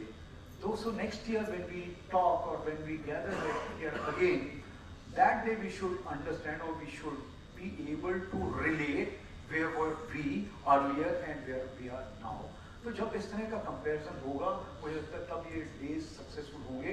बिल्कुल इसका ये होता है, कुछ लोग बोलते हैं कि कोई जरूरत नहीं है, कुछ होता ही नहीं है इससे, बट आज जो हम लोग यहाँ पे सुना है, जो हमने देखी है प्रेजेंटेशन, या अभी 3-4 प्रेजेंटेशन और भी होने वाली हैं, इन प्रेजेंटेशन से जो भी आप लोग आए हुए हैं, इतना समय निकाल के आए हुए हैं, तो उसके बारे में जरूर आप क्वेश्चनिंग कीजिए अपने आप से भी और जो प्रेजेंट कर रहा है उससे भी। तभी उसका वो जो लेक्चर है वो सार्थक होगा और ये बहुत ज़रूरी है। तो इससे ही हम लोग आगे बढ़ सकते हैं या हम अपनी जो रैंकिंग है which was shown here also, I think Australia was number 1 and we are marching ahead quite fast, and I think in standard terms our visibility, our products visibility, their acceptance at national and international level will increase. We have a lot of competition everywhere. Whatever we do, there are so many competitors who are also competing with us every now and then. If we don't accept the standards, we will always be lagging behind. ये सब करते समय मैं एक और आपसे request करना चाहूँगा कि हम काम करते समय जो मुझे बोला गया था, एज अ पुलिस ऑफिसर हमसे ये अपेक्षा होती है कि फिट दिखें। ये मैं फिटनेस में आप सबसे भी चाहता हूँ कि आप सब लोग भी इसके बारे में सोचिए। हमें लाइफ मिली है, ऐसा नहीं, ये मिली है तो इसको हमें और अच्छा कैसे कर सकते हैं। lot of time I hear that तमी 50च्या झाला माझी वय आता 50 झाली तमी म्हातारा झाला. I think we should stop there. It is not the age, it is just a number. We should think beyond that. और इसके लिए आप जो है फिटनेस के बारे में ज़रूर सोचिए। मैं जब 2018 में कमिश्नर पुलिस नासिक था, उस समय मैंने आयरन मैन किया था। और आपको मालूम है कि नहीं आयरन मैन क्या होता है? Iron man is an activity where initially you have to do 4 kilometers of swimming, 4 kilometre swimming होता है समुद्र के अंदर या फिर बड़े नदी में। उसके बाद में 180 किलोमीटर साइकिलिंग होती है और उसके बाद में 42 किलोमीटर रन होता है। ये 226 किलोमीटर का सफर होता है जो आपको 16 घंटे के अंदर करना होता है और हर एक चीज का अपना एक कट ऑफ टाइम भी होता है। तो ये मैंने किया था 50 साल के बाद में। मैंने इसलिए जो बोलते हैं वो म्हातारा झाला था असं अजिबात विचार करायचा नाही, कारण this it is not like that. We have lot of capabilities, we have lot of capacity, we should not forget it. So when we are mentally, physically and spiritually healthy, we can achieve any goal. So this I wanted to tell you, and in addition to this, I have been working in this arena for a long time and wish to keep myself physically healthy. If I am physically healthy, I will be able to compete with a lot of people who are younger to me, and this is what is needed today. So when our industry is healthy, when our views are healthy, when we take things positively, then we will progress, and this is what is needed today. My compliments to Bureau of Indian Standards for organizing this program and inviting me over and giving me chance to share my views. I think we will be able to achieve our goals if we work together, if we bring awareness together, if we accept these standards together and relaying those standards, relaying those ideas of the nation to everybody. I think our country will also progress further. Still, we have in rural areas people who are not aware of what is expected from them, and there are people, the citizens there, they also don't know what are their rights. So it is our duty to reach to them, tell them that this is your right, this is the standard which you should accept, and the day they start accepting it, I think we will be able to achieve our goal. Thank you very much.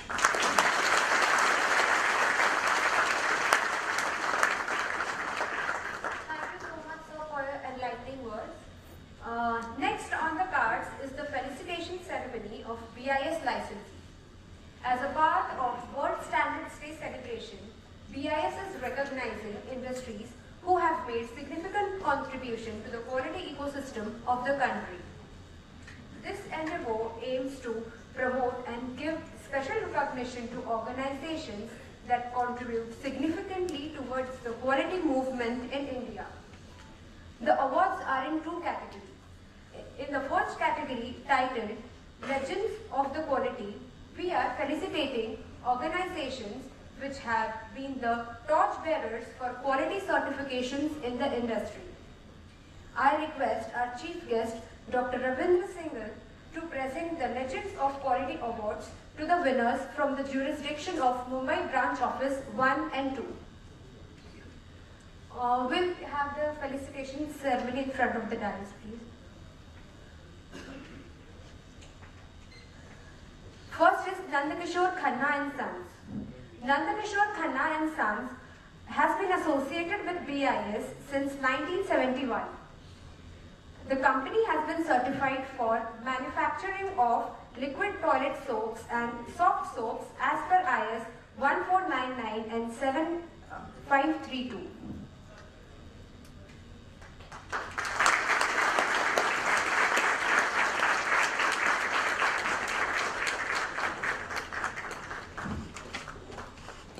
Next is the NAT Steel Equipment Private Limited.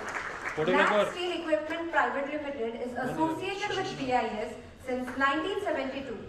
The company holds license for horizontal steam stabilizers for hospital and pharmaceutical use as per IS 3829.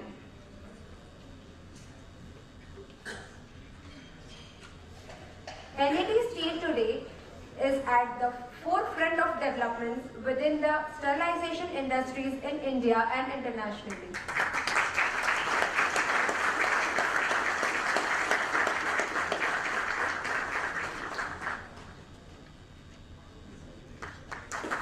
Next is Savita Oil Technologies Limited. The firm was certified for the supply of transformer oil as per IS 335 and is associated with BIS since 1972.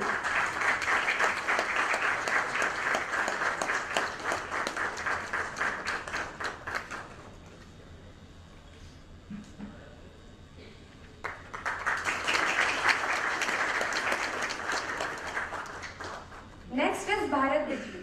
Bharat Bijli is associated with BIS since 1974 and holds license for equipment protection by flame-proof enclosures as per IS IEC 6079.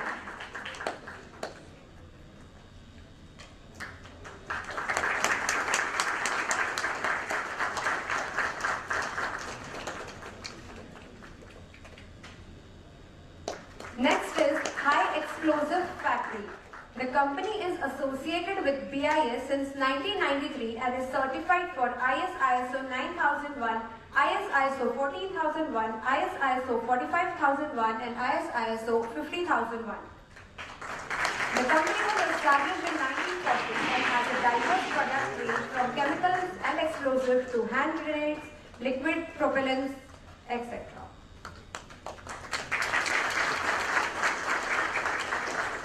Next is BMS Industries Limited. The company is associated with BIS since 1993 and is certified for IS ISO 9001 Quality Management System.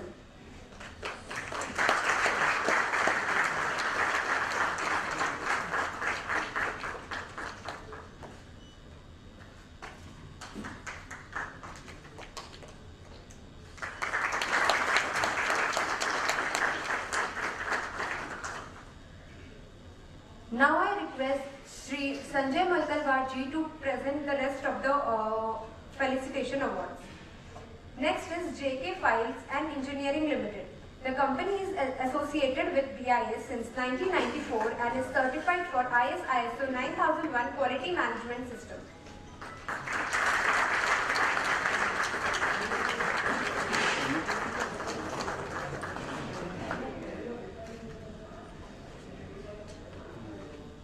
Next is Phenolix Cables Limited. The company is associated with BIS since 1994 and is certified for IS ISO 9001 Quality Management System and IS ISO 14001 Environment Management System.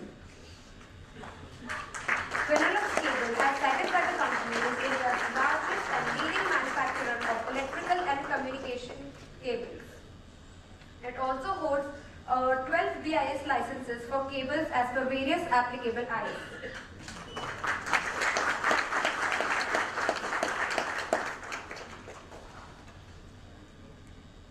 The next category titled Leadership in Quality is being awarded to organizations that have been demonstrated commendable initiative in joining the quality movement and have set resounding example in industry peers. In recognition of their leadership and efforts made in becoming the first firm in India to be certified for quality in the respective industries, I call upon IG Petrochemicals Limited.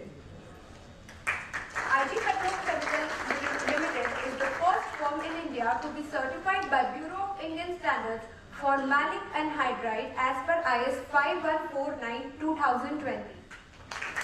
IGPL also holds a license for malic anhydride as per IS 5158. Next, I would like to call upon Deepak Fertilizers and Petrochemical Corporation Limited.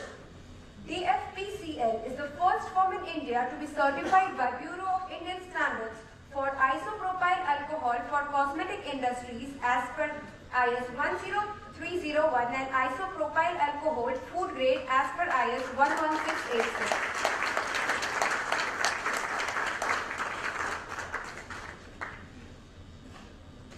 Next, I would like to call Phoenix Kitchen Private Limited. It is the first firm in India to be certified by Bureau of Indian Standards for steel cloth lockers, steel bookcase, metal chairs, and metal waste paper bins. Phoenix Kitchen Private Limited is Nashik-based furniture, sheet metal, and heavy fabrication manufacturing company having 10 years of experience in this field.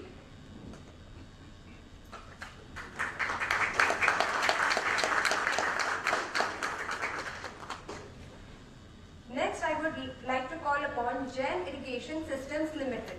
The company is the first in India to be certified by Bureau of Indian Standards for injection molded HDPE fittings for potable water supplies as per IS 8088 Part 1.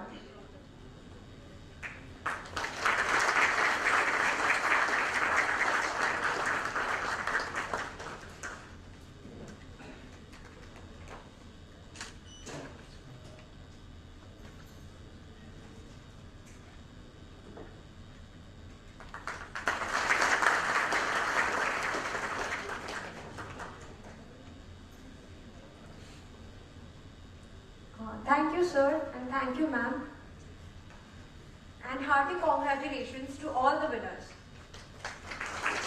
That brings us to the close of felicitation ceremony as well as the conclusion of the inaugural session.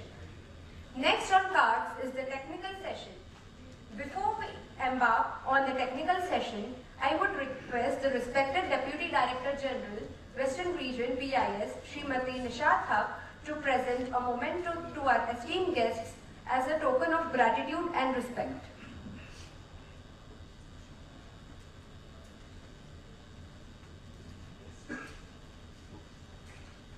Dr. Ravindra Singhal ji.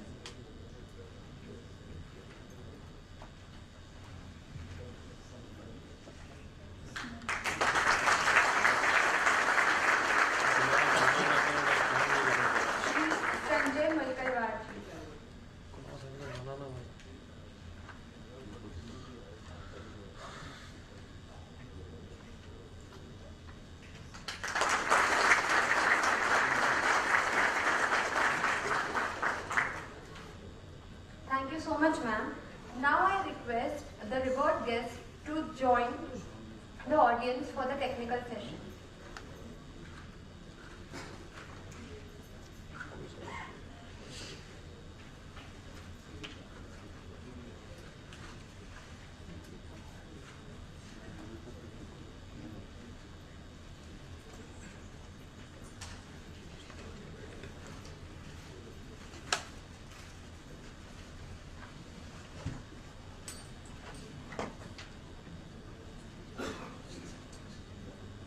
Before we commence the technical session, let us take a short detour. Based on the SDG Progress Report 2022, the United Nations Organization felt the need to raise consciousness about how contemporary world events had sometimes dislodged and sometimes This tracked the progress we made in the period from 2015 to 2020.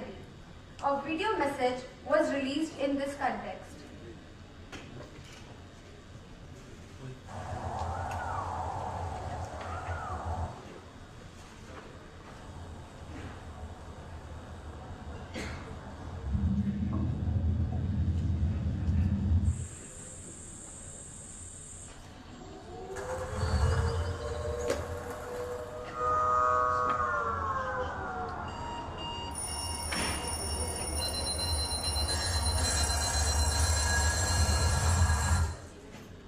Eight years left to end poverty and hunger,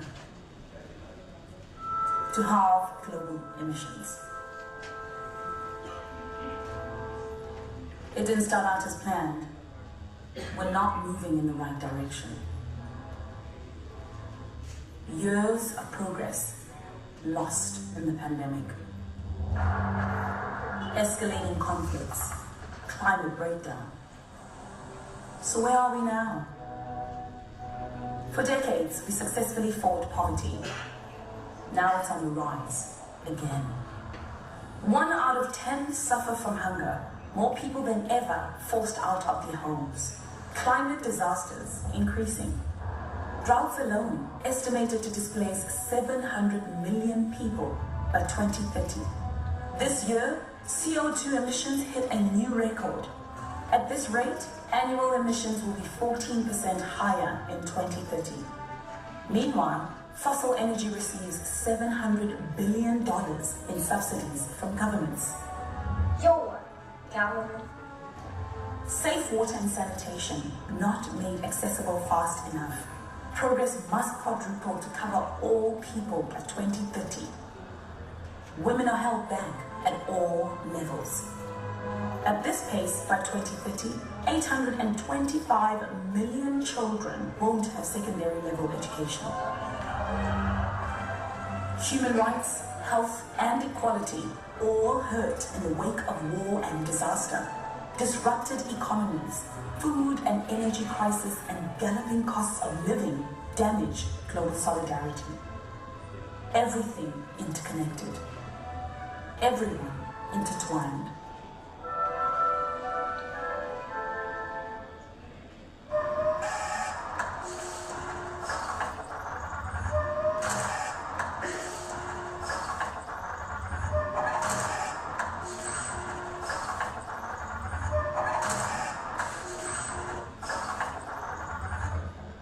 Business as usual won't cut it.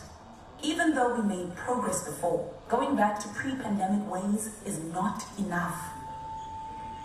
We need a new paradigm built on the pillars of our 17 goals. Rethink conventions, flip the orthodoxies. Governments, organizations, corporations, citizens of the world, snap out of it. It's time for bold climate action. To act for women and girls, for social justice and inclusion. Scale up the transition to renewable energy. Create 85 million green jobs. Phase out fossil fuel subsidies and tax carbon. $2.8 trillion. Keep your promises. Support developing nations. Write off debts. Free up $1 trillion for climate resilience. People and communities. $500 billion for Africa to achieve universal energy access by 2030. Commit to a circular economy now. New resilient food systems. They can cut waste by 17%. Strengthen domestic financial institutions. Make insurance and banking accessible to everyone. Scale up the digital transformation to educate the 1.6 billion kids who missed school in the pandemic. Educate girls, including the 150 million not in school now. Ensure women's equal share of decision-making. Eliminate discrimination against female workers and boost productivity by 40%. We cannot afford to leave anyone behind. We have a to-do list. We have the resources. 8 years to reach our goals. we're on this planet together. So let's work together. Let's get the list done.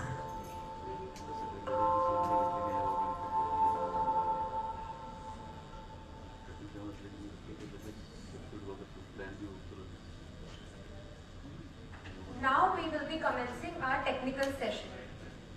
I would like to invite our distinguished guest to occupy the dais. Shri Subramaniam R, Deputy General Manager and Head of Quality Assurance, Bharat Petroleum Corporation Limited. Dr. Anshuman Chaudhary, Senior General Manager, The Supreme Industries Limited. Shri J. Raghunath, Senior Vice President and Head of Strategic Business Unit, Reliance Industries Limited. Shri Girish Desai, Head of Product Stewardship Group for Polyesters, Reliance Technology Group. Shri Adbut Singh, Scientist D and Joint Director, BIS Western Regional Laboratory, Mumbai.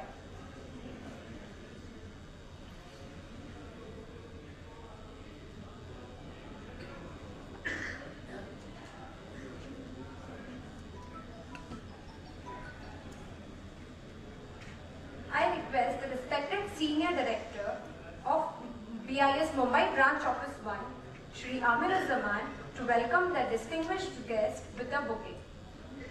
So,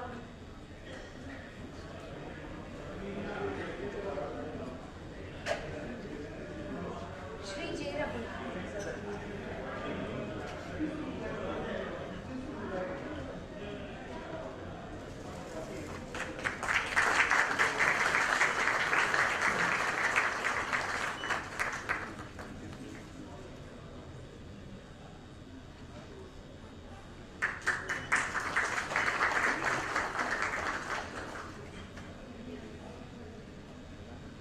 Shri Girish C. Desai.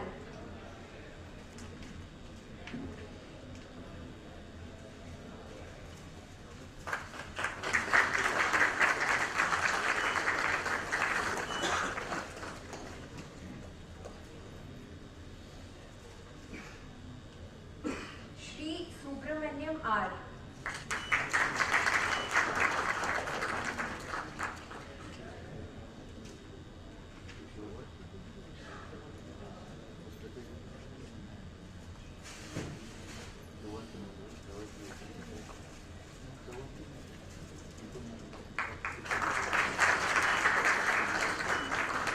Dr. Anshuman Chaudhary.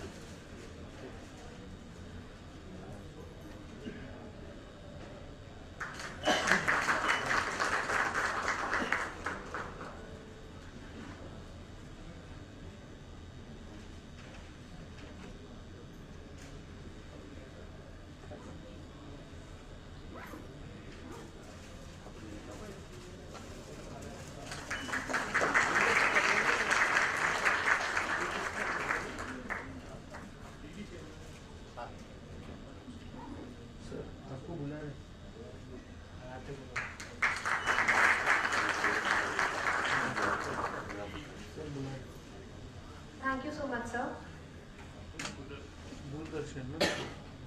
Now I invite Shri J. Raghunath to deliver his address. A textile technology graduate from MS University of Baroda and an MBA with specialization in sales and marketing, Shri J. Raghunath started his career with Garware Group in 1981 at Surat and handled wide range of products in a career spanning over 41 years. Currently, he is the Senior Vice President and SBU Head for Filament Business at Reliance Industries Limited based at Mumbai. He is widely recognized and published on various industry platforms and the textile fraternity in the country. Joining in the address along with him will be Shri Girish C. Desai. Mr. Girish Desai is a graduate in chemistry from Mumbai University and the postgraduate diploma Operations Management from Indira Gandhi Open University. He is the first Indian certified product stewardship professional from the Indiana University, USA, with over 39 years of experience in the manufacturing of polyester staple fibers, filament yarns and PET resins in multiple environments. He is also a BIS technical committee member. Over to you, sir.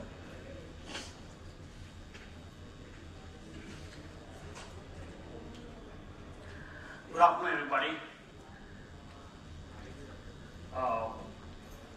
This is Nishad Haq, Deputy Director General, Western Region BIS.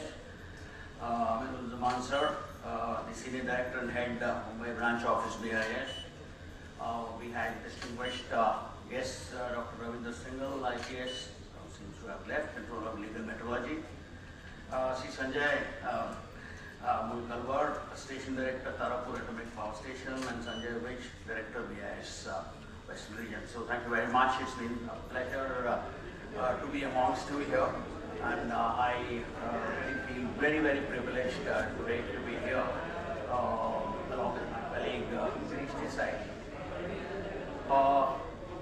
Ladies and gentlemen, we are here today to celebrate the World Standard Day, 52 years of the World Standard Day, and we are here to celebrate the journey, the dedication, and the continued effort of thousands of experts over the years to create a world for consumers that is safer, efficient, environmentally responsible, enjoyable, and sustainable.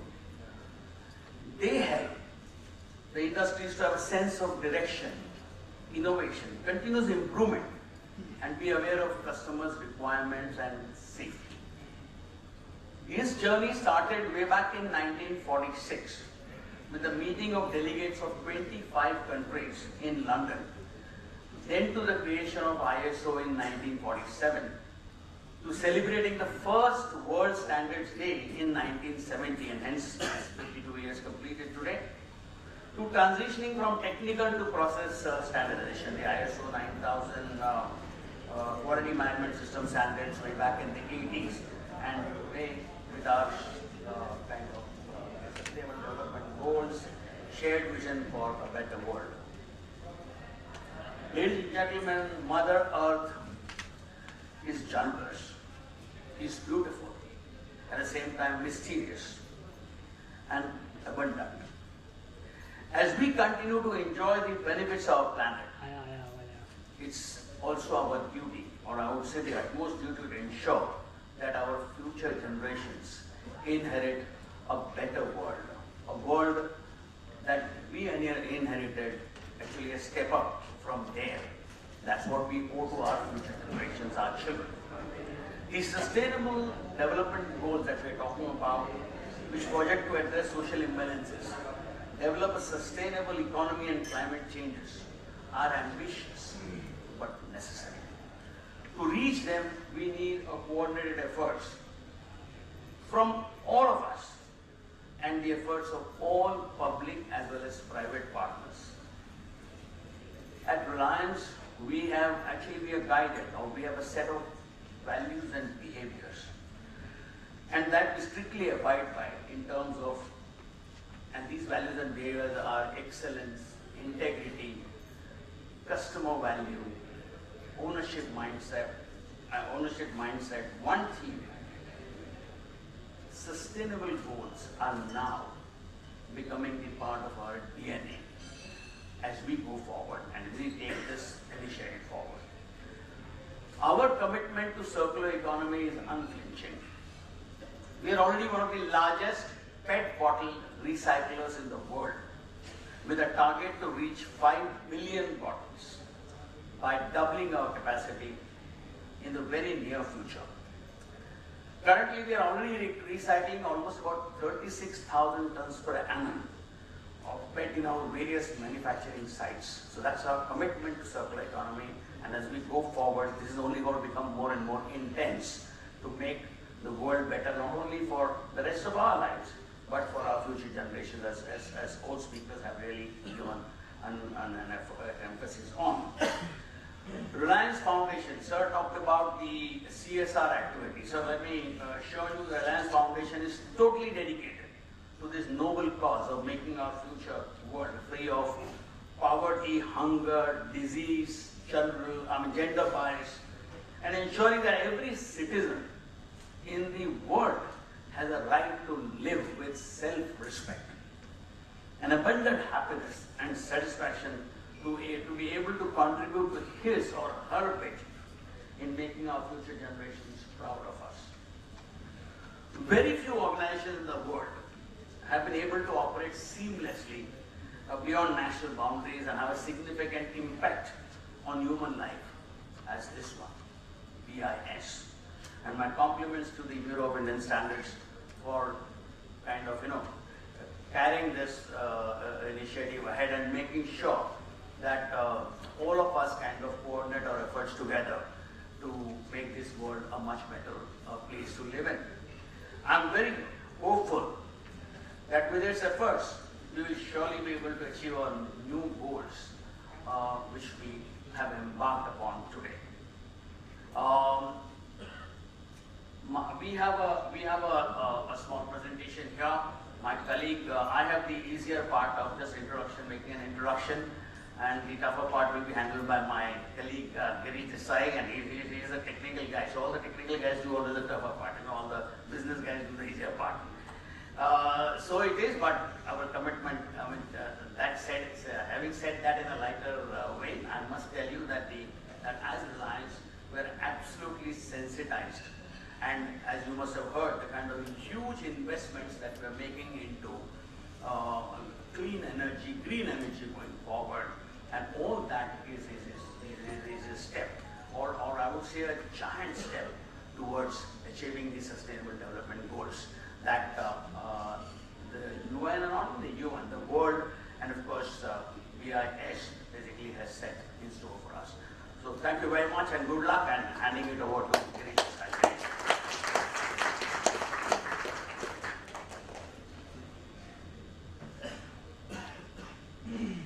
Thank you, Mr. Raghunath.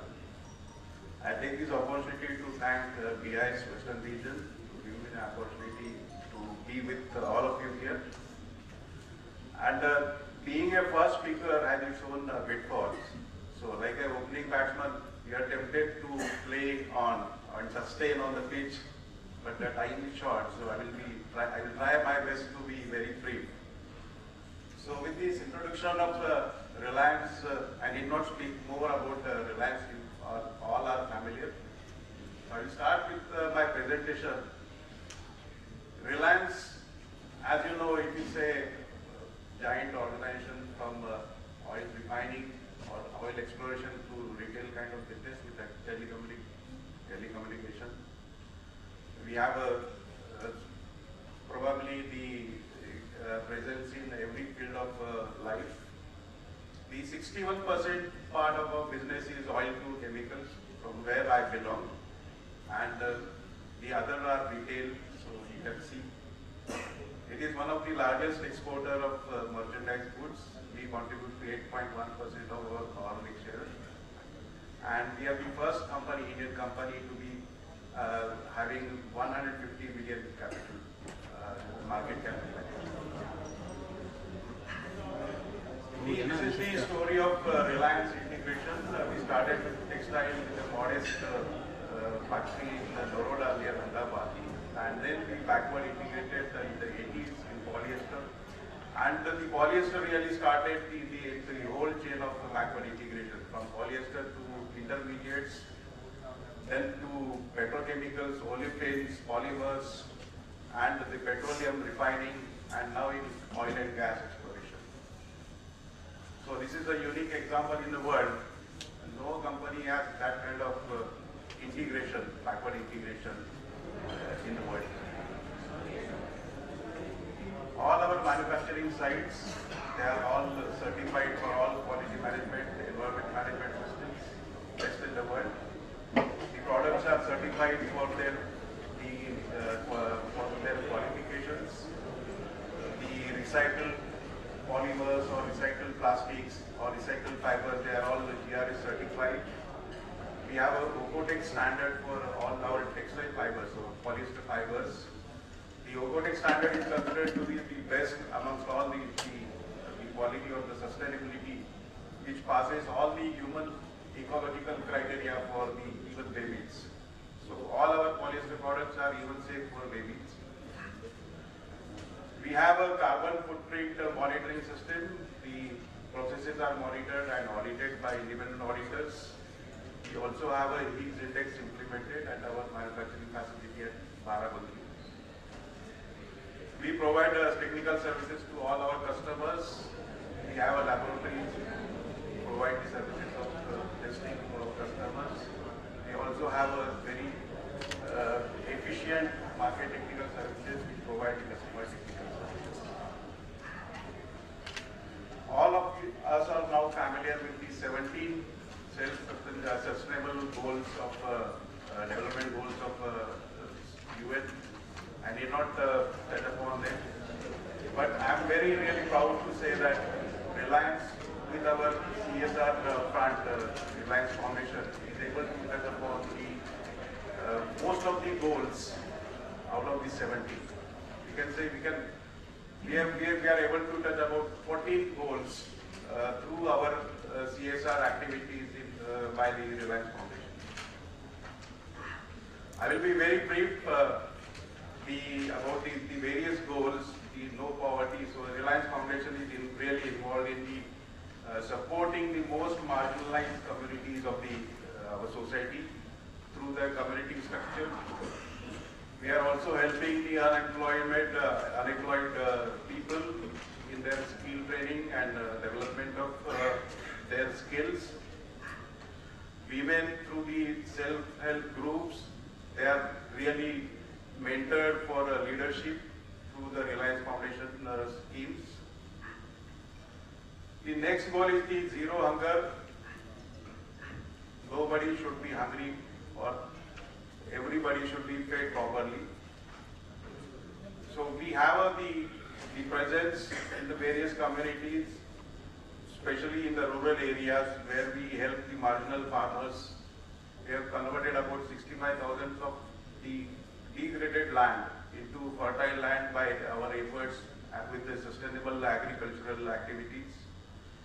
And with these Reliance Nutrition Garden schemes, we have been able to develop a kitchen garden kind of system with the various households, so that they become cautious or aware about the vegetables and fruits and other nutritional benefits other than their crops, and they also provide some additional income to the families of marginal farmers. In good health and well-being conditions, you all are familiar or aware about the Reliance Foundation hospitals. So we work at various two fronts, developing the high-tech, the health facilities at the Reliance Foundation, and we also provide the healthcare systems or healthcare facilities to the activities like, say, Reliance Drushti, and we also have the health outreach programs where the mobile facilities are provided, or health facilities are provided to the rural areas or the remote areas, which are benefiting about 7.8 million people. This is the good health and well-being at the workplace, in the factories. We have well-established health safety and environment protection system. Then every employee is taken care of by his health and other requirements. We have our Swasthya scheme, and here the employee, not only the employee spouses, they are also provided with the annual medical checkup facilities. We are passing through we have really passed through the COVID phases.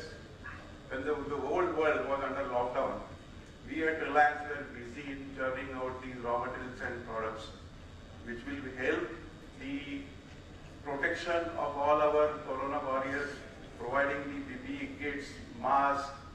We developed a special fiber, which was earlier imported. The swab, which is used to take the samples, which was imported earlier. But during pandemic, within 1 week, we developed that fiber so that those swabs can be indigenized. And now I'm saying that, proud to say that the swab, which was costing about 10 rupees, is now costing not even 10 paisa. So this is our achievement within 1 week. Within 1 week, we developed the fiber, and now all the kits which are being used in India, they have a swab made from Reliance fiber. You all are aware that we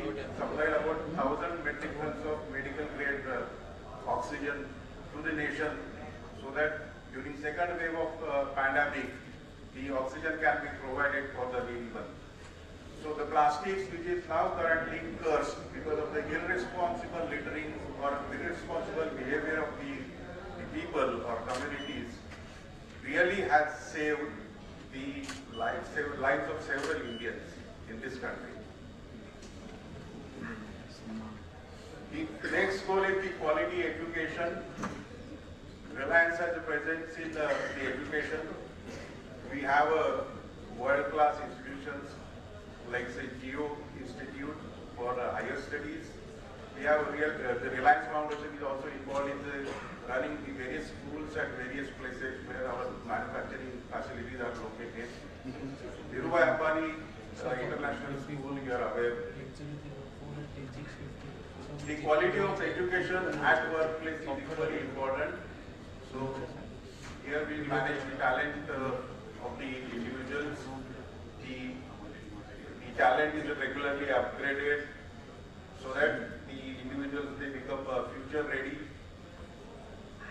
Then we have the various leadership programs, and we nurture the young talent of the GETs which are recruited straight from the universities. So they have special programs for GETs. We also have accelerated programs for the young executives who can really benefit from the accelerated training. We call it as a CAP. Career accelerated programs are also there for the young and the very talented individuals. We have women workforce at various our plants. Women really they work in plant with shoulder to shoulder with all the men. We have a gender equality, and we also have an environment set so that the gender equality is maintained, and all the women working in the Reliance they get equal opportunity in their career.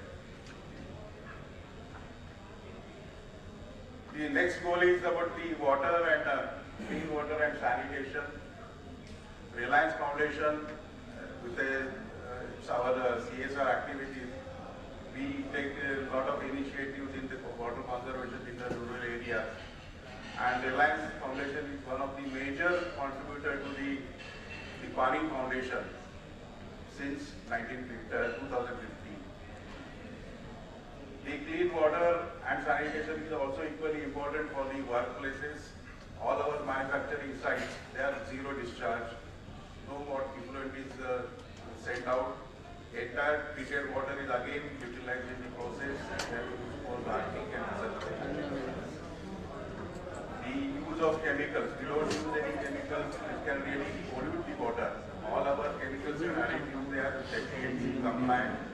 And we ensure that whatever chemicals which are used, they should not harm marine life. Our marine life. Affordable and clean energy initiatives. We have a very ambitious program of green energy. Last year in our annual general meeting, our chairman announced the investment of 75,000 million rupees investment in the green energy. We'll touch upon that later. Decent work and economic growth is the next goal. We have a very inclusive and sustainable economic growth opportunities, and the Reliance is considered as a great place to work. We have received, the Reliance has received various awards as an India's best employer, then the LinkedIn top companies of 2021. Industrial innovation and infrastructure, we give a lot of emphasis on the new investments, innovations, and developing the infrastructure. And we have a very, each vertical of our business has its own technology group where the innovations are given the priority. We invest about 2,608 crores, which was invested in the R&D activities during the previous financial year. The New Energy Council is involved in the implementation and development of green energy initiatives. We have a digital innovation portal called Mission Kurukshetra, where every employee is encouraged to give ideas, and those ideas are processed and they are implemented with the involvement of the individual as well as with the experts. And so far we have logged in about 35,000, more than 35,000 ideas have been really logged in, and each year about more than 2,500 ideas are every year added, which are then passed through the process of various stages of implementing. We don't believe in inequalities, and we have a systems in place so that all our activities they become progressive and inclusive of all the communities. There are no gender bias, and we believe in diversity and inclusion initiatives. Our Avya is the program is specially designed for the women workforce in our company, which really enhances the gender inclusion or empower our women in the employees. The next goal is responsible consumption and production. As Mr. Raghunath has rightly said, that we really are one of the major recycler of the PET bottles, and we have the commitment to avoid the pollution and all our chemicals and waste throughout the operations they are eliminated, and we have systems in place to avoid any air, water or soil pollution. We believe in reduced generation by the prevention, reduction and recycling efforts. The next goal is the climate action, which is talked about frequently.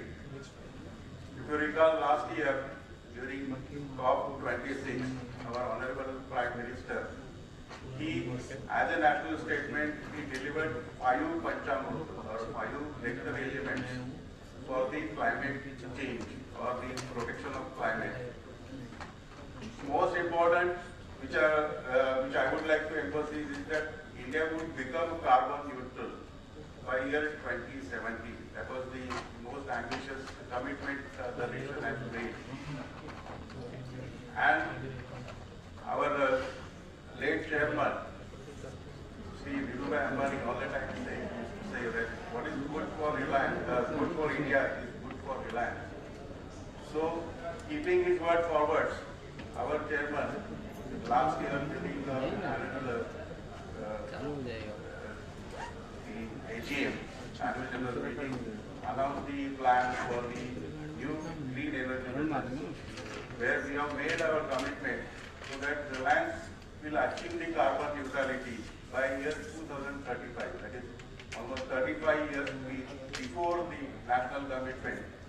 With the investment of about 60,000 crores in the solar energy, manufacturing and transportation or storage of hydrogen as a clean energy sources, so that another 15,000 crores will be invested in other infrastructure development, so that our all existing businesses will also achieve the carbon neutrality by year 2035. The next goal is life on land. This is basically prevention of pollution. We have ambitious projects like, say, Reliance Algae to Oil, where we have a technology developed to convert carbon dioxide into valuable petrochemicals. They are not really petrochemicals, but we can say hydrocarbons, by utilizing the waste carbon dioxide and the sun energy using the seawater. We have developed catalysts to really decompose into useful products like, say, fuel, by converting the unsegregated or difficult to recycle plastic which is littered around. We also have developed the waste road technology, where we have converted the very difficult to recycle plastic into a product which can be used for the road construction. So it will replace the bitumen which is used in the tar roads. The hazardous waste generated during the processes, if they are hydrocarbons, they are used as the energy source. So we not only conserve the energy, but we also dispose of safely all the waste generated. We have a lean system of the 3 pillars: human health, safety, the product stewardship, and environmental programs in place at every our manufacturing site. As a producer of product, what society expects from the product, this has been shown in this particular slide. I will not touch upon every element, but these are the elements which ensure the sustainability of every product. These are some of our sustainable brands in the plastics and polyester fiber. We do a very good branding of all our sustainable products which are produced from the recycled plastics or recycled plastic polyesters. We, as Mr. Raghunath said, we recycle about more than 2 billion bottles every year. The capacity will be doubled. And the fiber which is produced from the recycled bottles is called Recron Green and Recron Green Gold. This is one example of how the fiber is used, or how the polyester recycled fiber is used to make the garments more sustainable.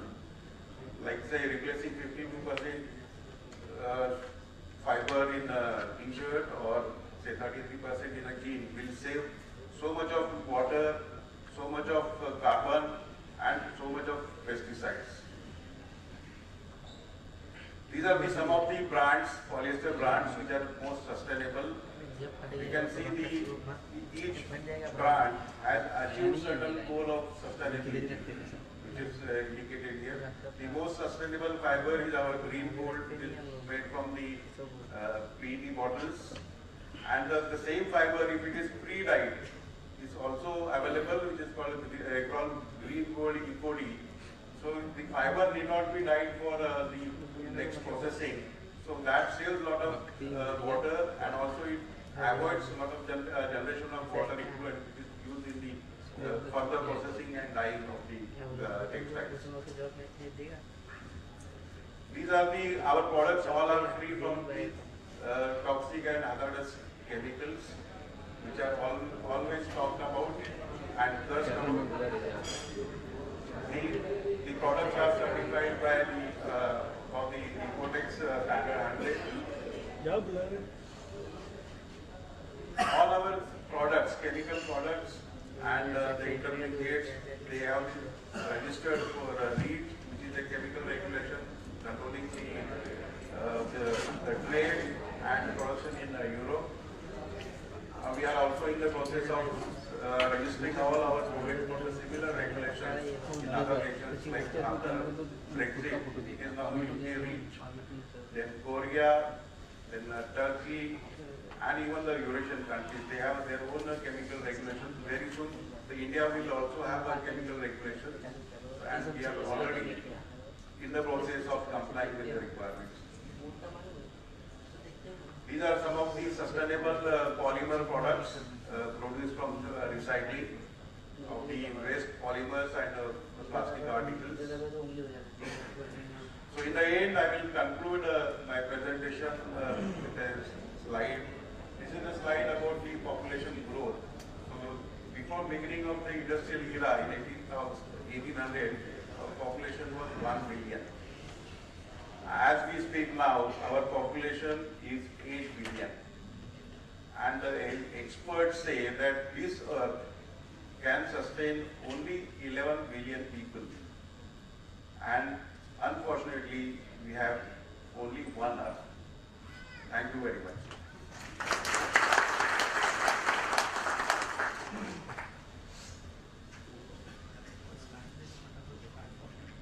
Thank you, sirs. Now I invite Shri Subramaniam R to address the delegates. A postgraduate in chemistry Institute and MBA in Human Resource Management.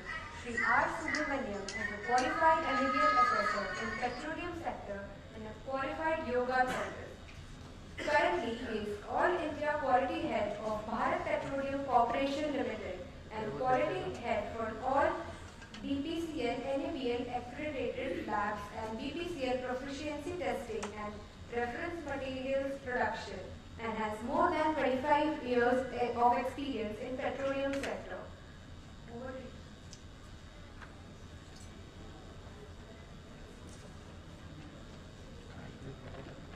Good afternoon, ladies and gentlemen.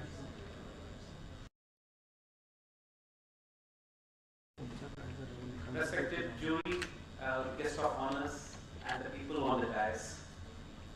It's really a happy World Standard Day for each one.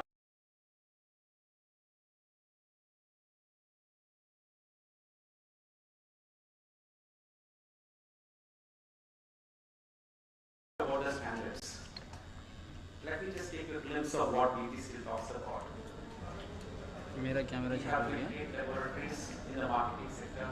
All are compliant with ISO IEC 17025-2017. For the last 15 years, and we are able to sustain it. Going ahead, we got an opportunity of becoming the proficiency provider. Evaluating the laboratories, which otherwise was being done only by ASTM. So that proves that under the Atmanirbhar Bharat, we were able to bring the proficiency testing in India in the petroleum sector. It covers the lubricants, it covers the fuels, and also other petroleum sectors. It has been definitely a good amount of support from all the sectors of BIS in terms of NABL to really help us to come out with these products. Going ahead, another one challenge came is making a reference material. We do come across a lot of equipments, but we do not have standards. We need to have to depend upon external agencies at a cost. We were able to produce that reference material in India for the petroleum sector, and the program is not end. It's still going on. We are just in a tip of that. Many more standards to be prepared in the Indian scenario for all that is in the petroleum sector. But we have to definitely look of diversifying into various other sectors also. We have got a capability to do that. BPCL has got a culture of a quality. Going ahead, what we did is developing the skills of the people. And definitely government, BIS, and other agencies like NABC promotes that. So we have introduced the first time is 17024, that's a personal certification program that is being done for certifying the in-house people, developing the competency of the people, giving reward for the people that really do in the terms of their work, and that we have done in the quality sector, and it will be slowly extended to other sectors also. Just to start with this in the tempo, my today's topic is going to be on biofuels, renewable energy, affordable and clean energy. In modern world, the demand for energy is a constant phenomenon. But on the other axis, the traditional energy reserves, which are formally sufficient to supply the demand, are being used up faster and faster. The International Energy Association, IEA, estimates that the transportation industry consumes about 47% of all energy. Quite obvious. We all are having some vehicles or other, so definitely we are consuming to a great extent. These industrial and residential sectors come next about 15 to 14% of the consumption each. As you are all aware, the areas are important for social and economic advancement. Most of these energy needs have thus far been fulfilled by non-renewable fossil type of fuels and economic advancement. Most of these energy needs like petroleum, coal, natural gas, eventually it has been realized that the dependence on these traditional and primary energy sources would inhibit and ensuring an energy security. On the other hand, environmental pollution is yet another universal problem. Therefore, it is an imperative and obligatory to explore an alternative energy resources that are sustainable and renewable in nature while reducing the environmental pollution to a greater extent. The use of biofuels. So what biofuels? you have heard about in the recent time government promoting a lot amount of ethanol. What you get is ethanol blended MS.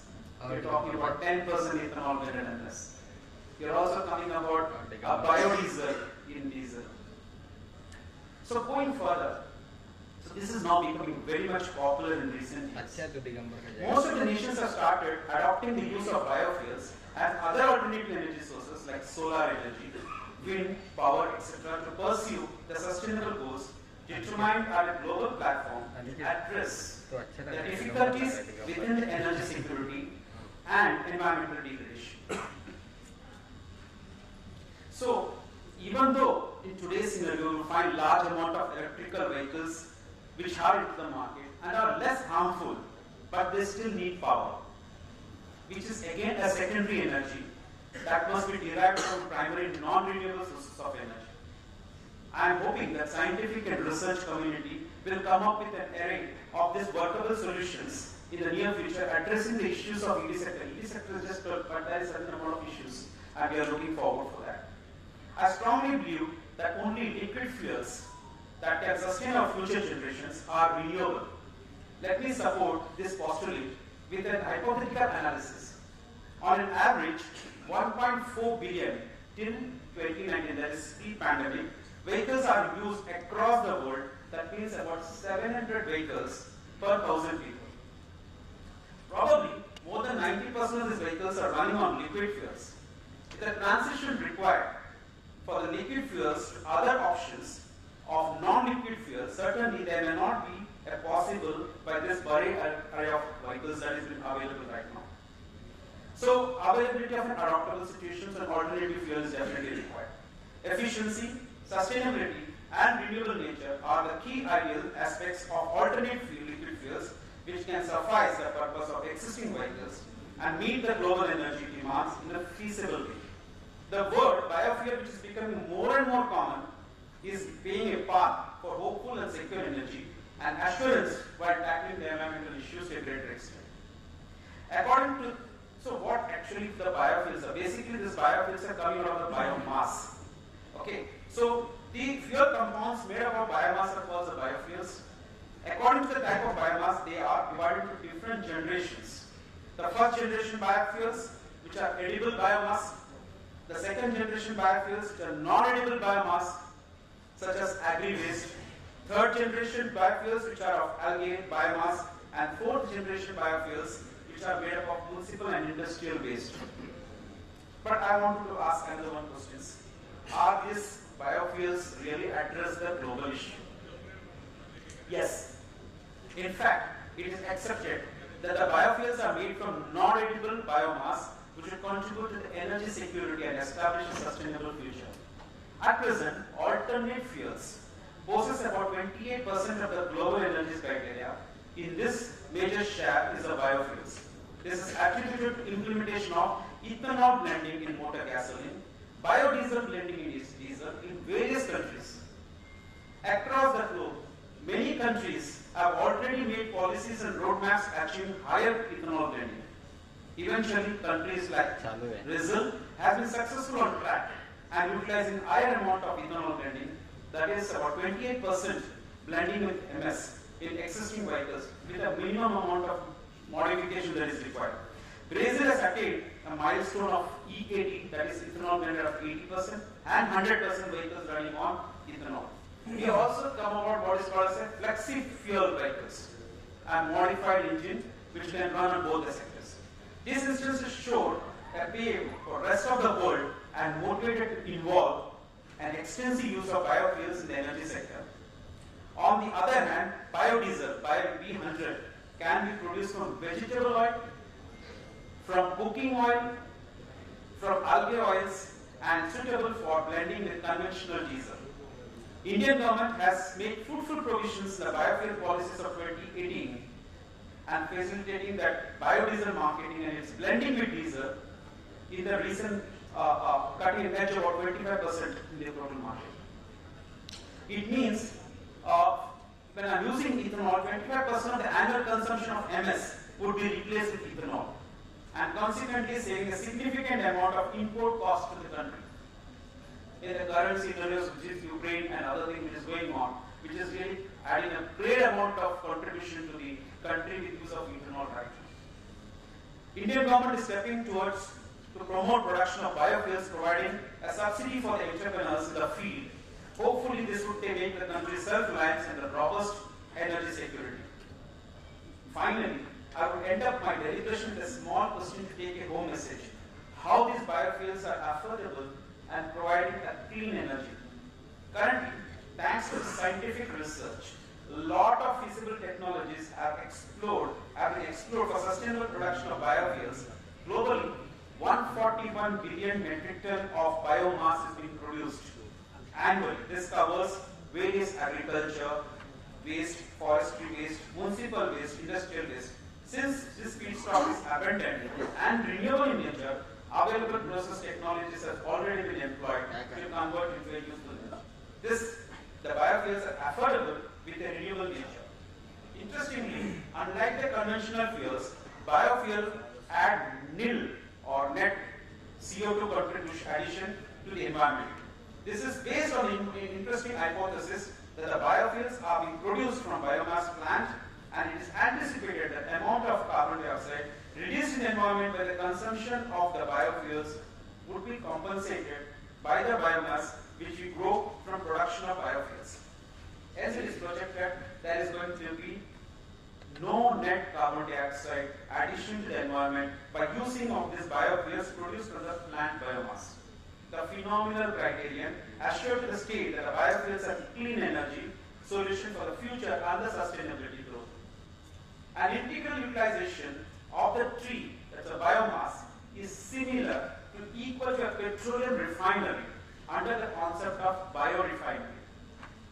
Biorefinery is a term that can be defined, the process that refines the biomass into various fuels and commodity products. This would simply be similar to the conventional refinery, but utilizes a biomass as a feedstock instead of a petroleum.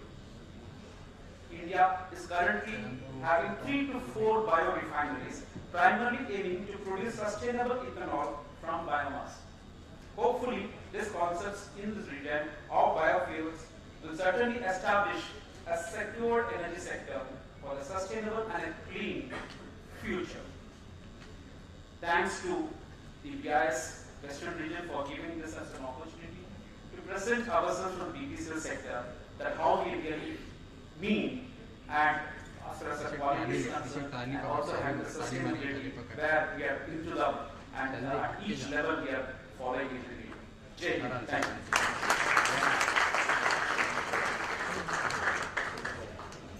Thank you so much, sir.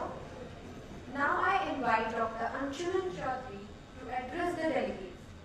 Sir is a postgraduate in Operations Research and Business Management and also has a doctorate in Effective Project Management to his credit.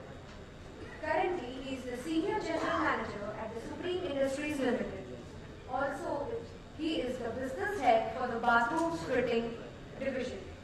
An integral part of Director's Office in Supreme, he is responsible for preparing the company's business strategies and future planning with a focus on new business development.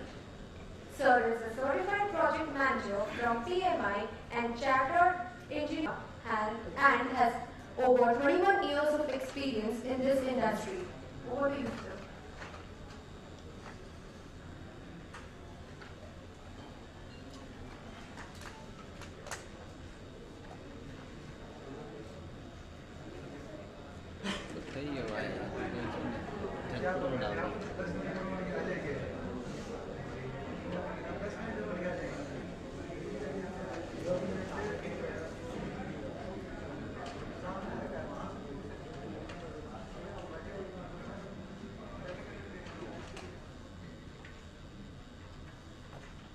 Good afternoon, everybody. Respected all dignitaries, esteemed guests, and my fellow panelists, and the wonderful audience that you have been. I would express my highest regards to all of you, and special thanks to BIS for organizing this excellent program today on the event of World Standards Day. Special thanks to all of you in the BIS team for making this program successful.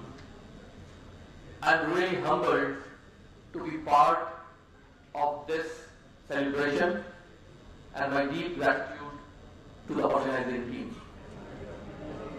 Now to start with, we have heard a lot of technical words, shared development goals, so I will start with a story, a very interesting story of starfish. In a beach, in the morning time, the sun was just rising and the sun rays was hitting the sand. There was a lot of starfish stuck on the sand. And we could see a small boy throwing the starfishes to the water, because what happens is, if the sun rays fall and the starfish are stuck, then they will die. So some person was crossing and he saw that boy throwing one by one the starfish. There were thousands of starfish stuck on the seashore. And the boy was asked by that person, what does it matter? You are throwing one by one. There are thousands of starfish stuck on the sand. So the boy replied by throwing one starfish, sir, this starfish got his life back. So normally all this discussion that we are doing today is only because we as a human population thought my part of the job will be done by somebody else. Or we thought my small contribution will not matter. Are you all agreeing to this fact? That today we have landed up in this situation is only because we have been in these two brackets. We first thought that my small contribution will not matter, or we have thought that somebody else will do the job. So whenever we throw a plastic to the road, we feel, ये एक तो गिरा है, इससे क्या होगा? So to start with today's presentation, I would request all of you, everybody of you can make a difference. That boy understood it, we should understand it. Now it's high time that we all understand that we can make a difference. Now coming to today's thing, it's very apt. But the thing is, global warming, at some point we were listening in TV channels, documentaries or articles. Now it is a reality. We are facing it. There is floods, there is cyclone, एक cyclone जाता है, दूसरा cyclone का नाम. Do you remember last 5 cyclones का नाम क्या क्या है? Why is it all happening? Because we have not been responsible. So, as a company, I come from a company that is Supreme Industries Limited, and we work in plastic. And all people think plastic is the menace. So सोचते हैं ना, sustainable development कैसे हो सकता है? But in Supreme, we really feel that plastic is the only way to get sustainable goals achieved. And today, my short presentation will just reinforce what I have told. And when we are in the BIS program, today morning when I was coming from my house, I was just opening a drawer, I found 4 or 5 chargers. इस phone के लिए charger है, उस phone के लिए वो charger है. What does we are creating this world? Then I realized if there would have been a standard for charger, then only maybe one charger would.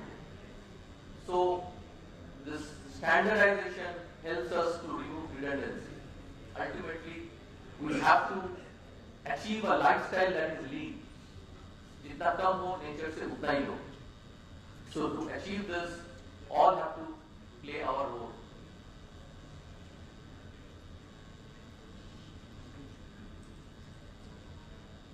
Now I represent Supreme, so I will be definitely tell you something about my company.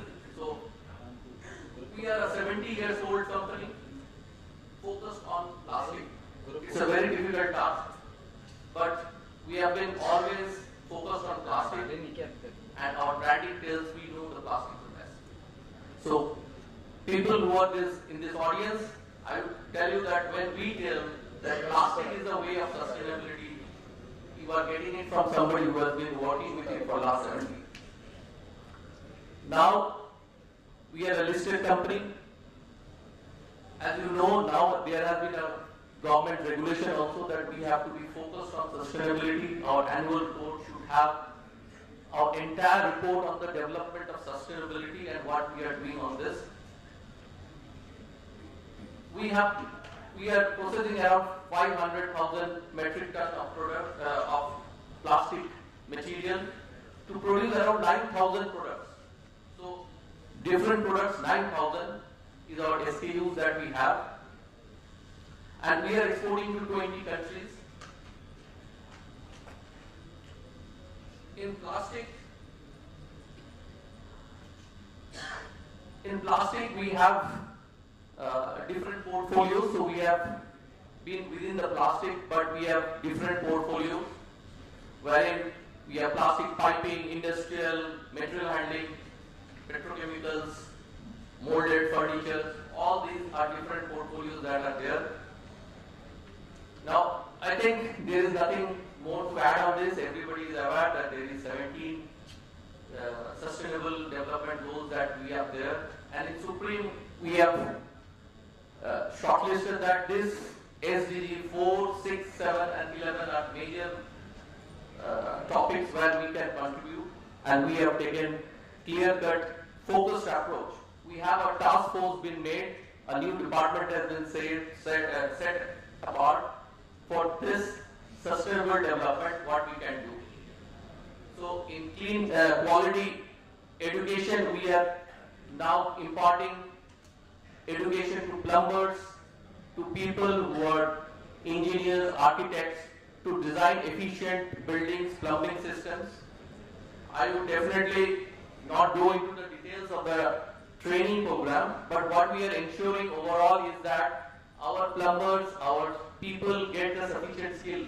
Because earlier what we were thinking is that plumbers can come with one-day experience, but we are trying to give them the technical know-how and the awareness of sustainability and the importance that can they make to our society.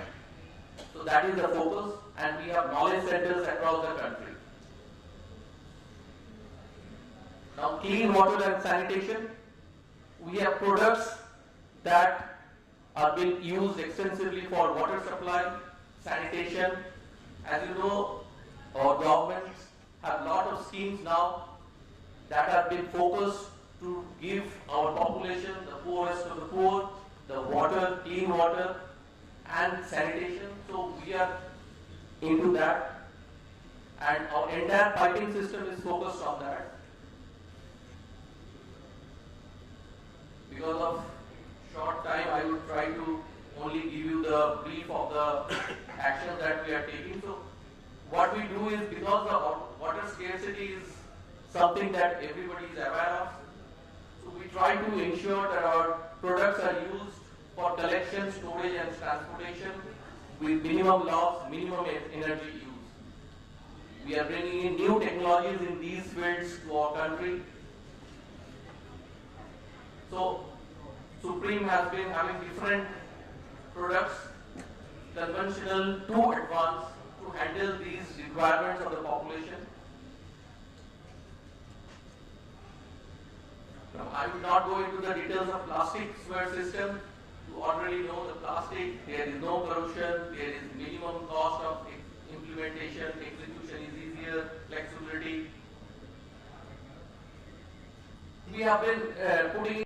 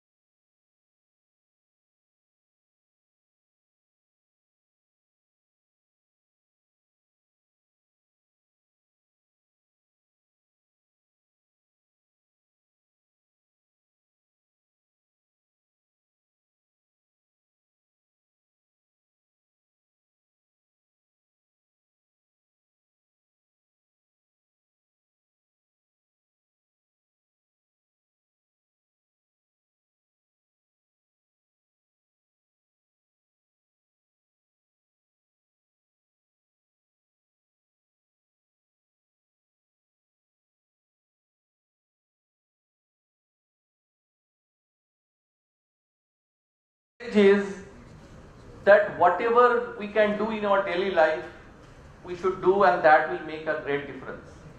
Let us all be proud of our country and let our country be the guiding force for the entire world in this journey of sustainable development.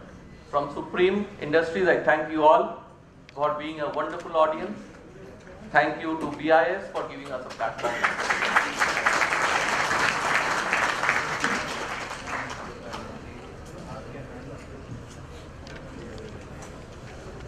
Thank you, sir. Now I invite Shri Adbut Singh, Scientist D and Joint Director at Western Regional Laboratory, Bureau of Indian Standards, Mumbai, to present the BIS theme paper and key takeaways for the industry and the technologists from this endeavour. Sir.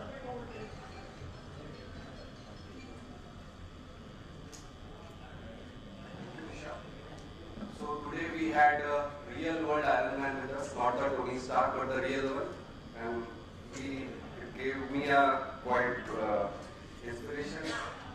Although not 40, 50, I am just under the 30s, so just have, but not able to find a real world Iron Man. Then we have with us eminent nuclear scientist, Tarapuram Power Station, the first and the only boiling water reactor in India.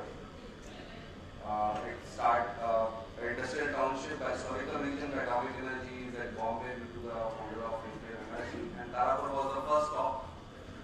And you all must have heard the 123 agreement. It was much in news when India signed it. It was the original nuclear power plant established under the original 123 agreement from the US. And with the esteemed speakers before me.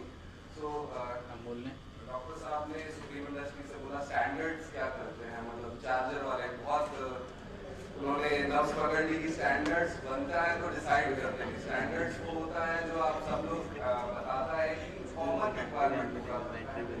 अब sustainability के बारे में हमने सोचा तो BIS क्या कर रहा है, हम स्टैंडर्ड्स के बारे में क्या कर रहे हैं, उसके बारे में मैं कुछ बताना चाहूँगा। जब हम बात करते हैं सस्टेनेबिलिटी और सस्टेनेबल डेवलपमेंट की, सस्टेनेबिलिटी क्या है? स्टार्ट में मैम ने बताया कि सस्टेनेबिलिटी हम या आज महात्मा गांधी जी ने कहा था कि हम सस्टेनेबिलिटी क्या है, हम अपनी जिंदगी, बच्चों की जिंदगी हम उधार दे रहे हैं। State of our global system including environmental and social and economic aspect in which the needs of citizens are met without compromising the ability of future generation to meet their own needs. हमारी ये जिंदगी हमारी खुद की नहीं है, बच्चों का हम फ्यूचर उधार लेके हमारी आज की जिंदगी जी रहे हैं, और उसके लिए हमें जरूरत है sustainable development, a development that meets the environmental, social and economic needs of present without compromising the ability of future generation to meet their own needs. करेंगे कैसे? And what is the sustainability? It protects the planet, eradicates the poverty, enhances peace and prosperity. अब कई बार जब हम discussion करते हैं standard आप ऐसा बना दे कि जो हमारी मिडिल या लोअर इनकम कंट्री, आपने इतना अच्छा प्रोडक्ट बना दिया जो कोई अफोर्ड ही नहीं कर सकता। अब रिसेंटली अगर आपने टाटा ने सब 10 लाख EV लॉन्च करी तो वो बहुत अच्छी बुकिंग आई। तो आप अगर ऐसा प्रोडक्ट बना देंगे कि बहुत महंगा है तो वो सस्टेनेबल कभी भी नहीं हो सकता। सस्ता और किफायती जो स्टैंडर्ड बोलते हैं, रिलायंस पायनियर है, चेयरमैन ऑफ रिलायंस का विजन है कि वो हाइड्रोजन को इतना सस्ता ले आएंगे कि वो पेट्रोल से भी सस्ता हो जाए। स्केल की जब बात करते हैं तो उसके लिए हमें पॉवर्टी, हमारा एक मिडिल इनकम कंट्री है तो जिसके लिए हमें पॉवर्टी इरेडिकेट करना है जो कि सस्टेनेबिलिटी के साथ है। How standards play in role in sustainability, there are 3 pillars. First is economic, second is social and third is environmental. All are interlinked. अगर आप इनमें से कुछ भी हटाएंगे, आप अगर इकोनॉमिक को हटा देंगे तो सोशल एनवायरमेंटल बेनिफिट कुछ नहीं हो पाएगा क्योंकि एक जनता के बारे में जान पाएगा। भारत एक 135-40 करोड़ का देश है जिसमें एक आधी आबादी से ऐसा हिस्सा है जिनको इकोनॉमिक, उनके लिए $2 पर डे की जिंदगी, तो हमें इकोनॉमिक पार्ट को भी नहीं भूलना है सस्टेनेबिलिटी के अंदर में। ये 2030 एजेंडा है जो भी मेरे प्रीवियस स्पीकर्स ने भी बताया है, 17 सस्टेनेबल डेवलपमेंट गोल्स हैं। BIS क्या कर रहा है इसके अंदर? हमारे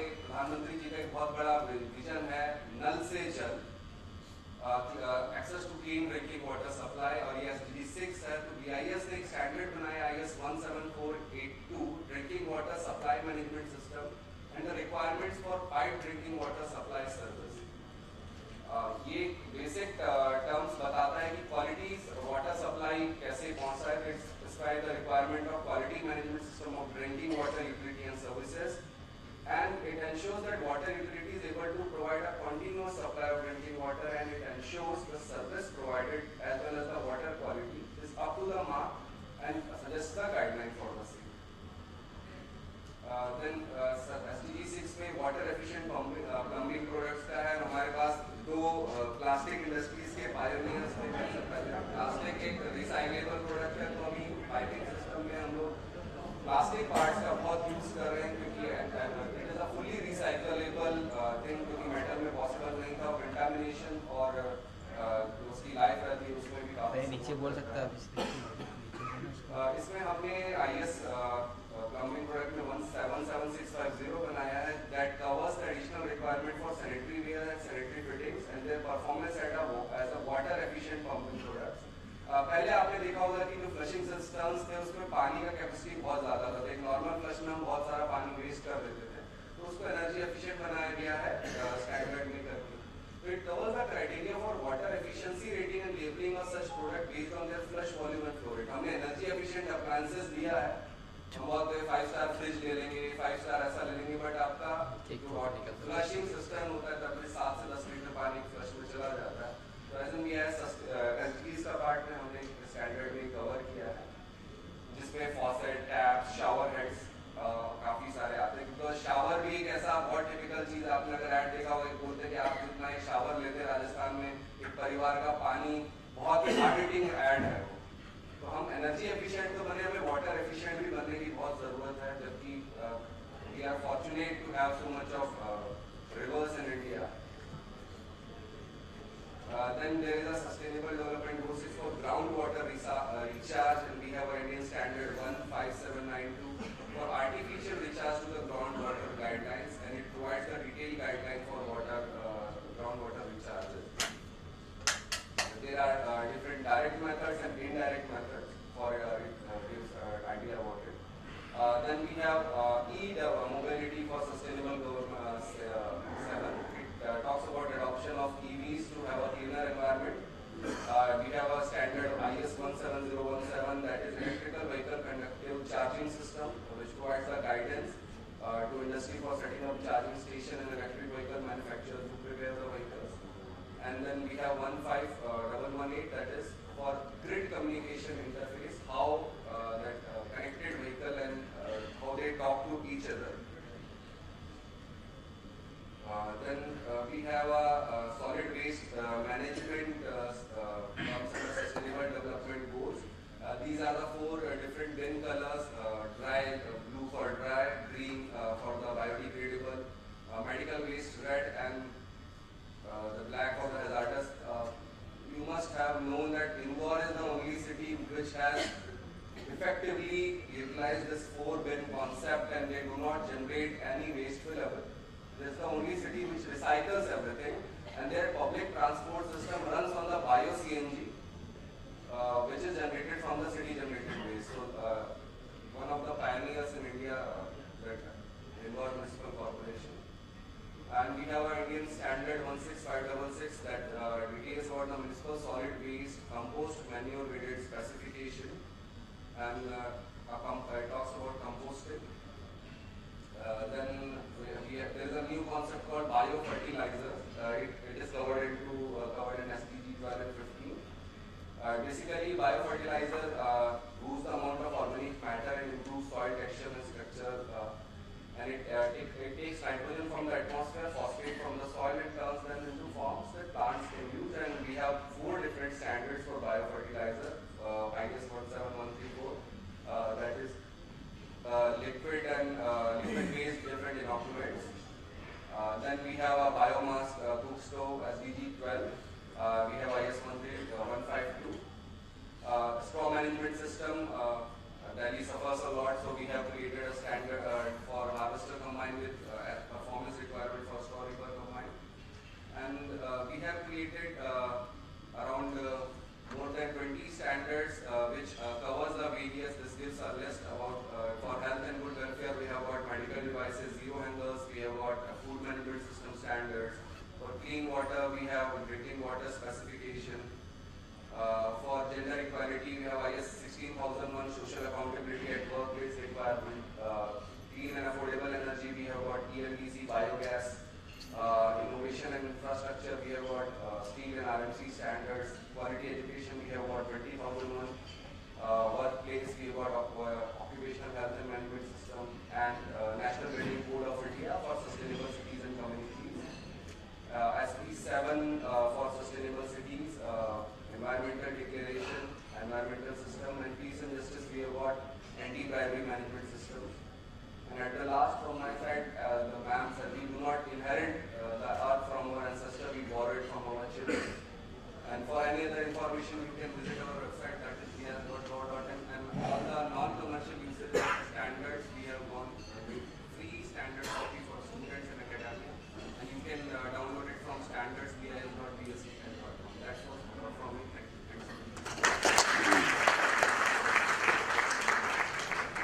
Thank you, sir. So this brings us close to the end of the technical session by our guest speakers. And today has been a day of immense learning for all of us. The Sustainability Development Goals have inspired all of us as a blueprint for making the world a better place. The SDGs seek to harmonize three core components of the future: economic growth, social inclusion, and environmental protection.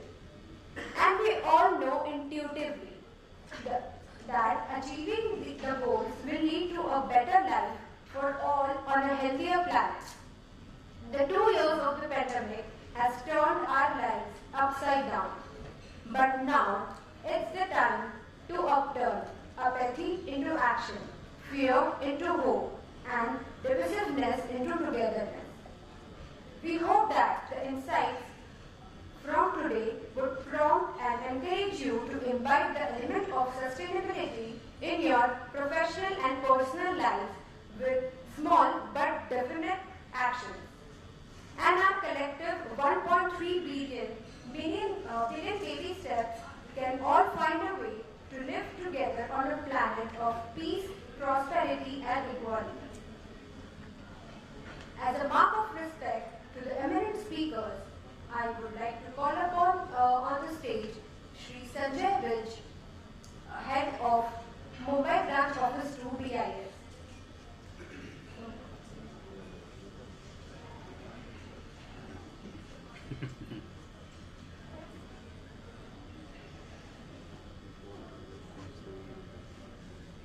On behalf of Bureau of Indian Standards, sir, kindly present a moment to Shri J. Raghunath.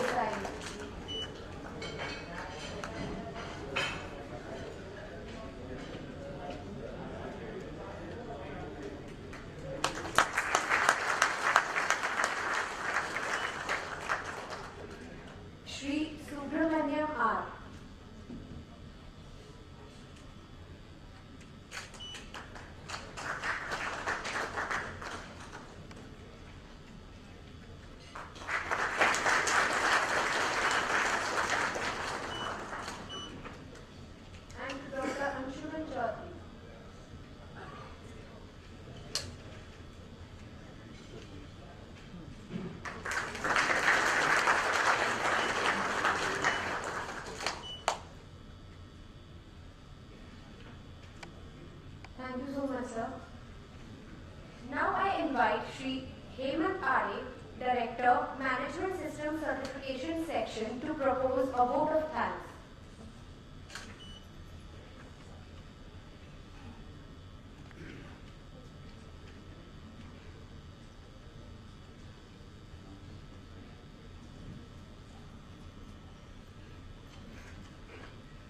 It's a very important loss to thanks one and all. For any program to be successful,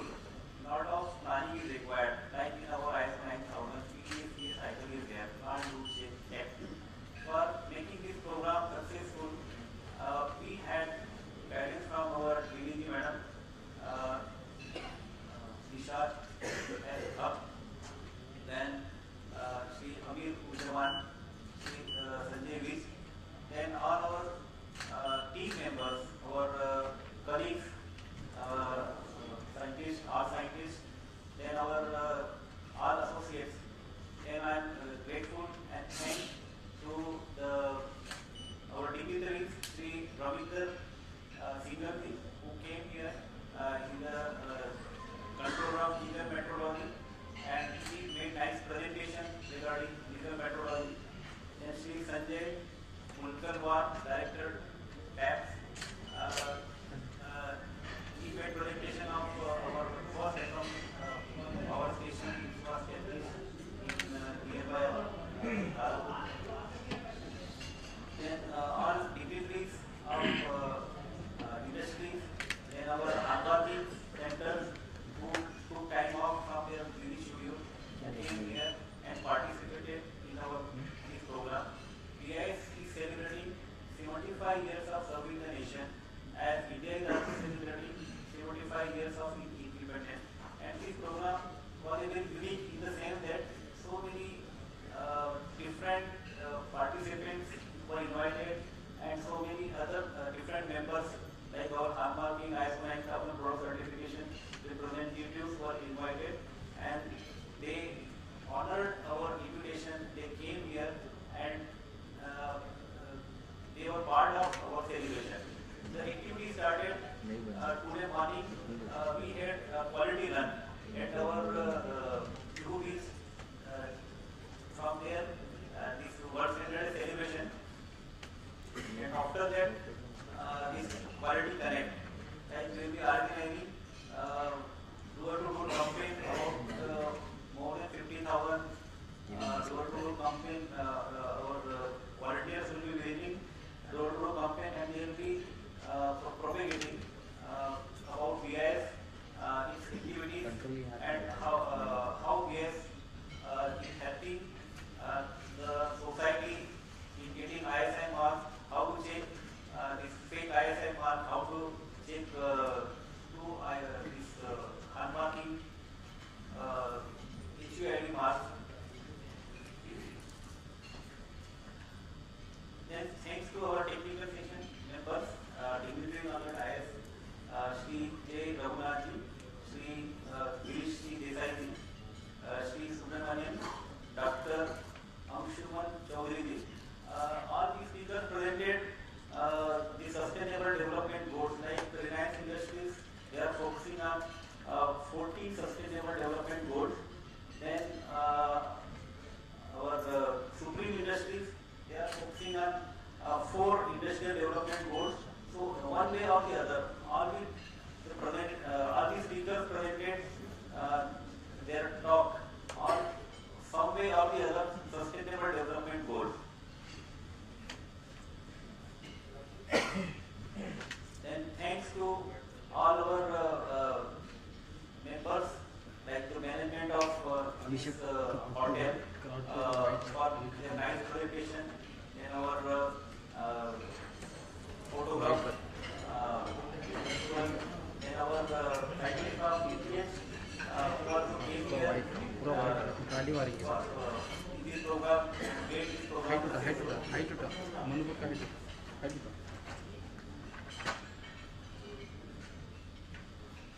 So with this, once again, thank you very much for coming here and celebrating this World Standard Day with us. Thanks once again.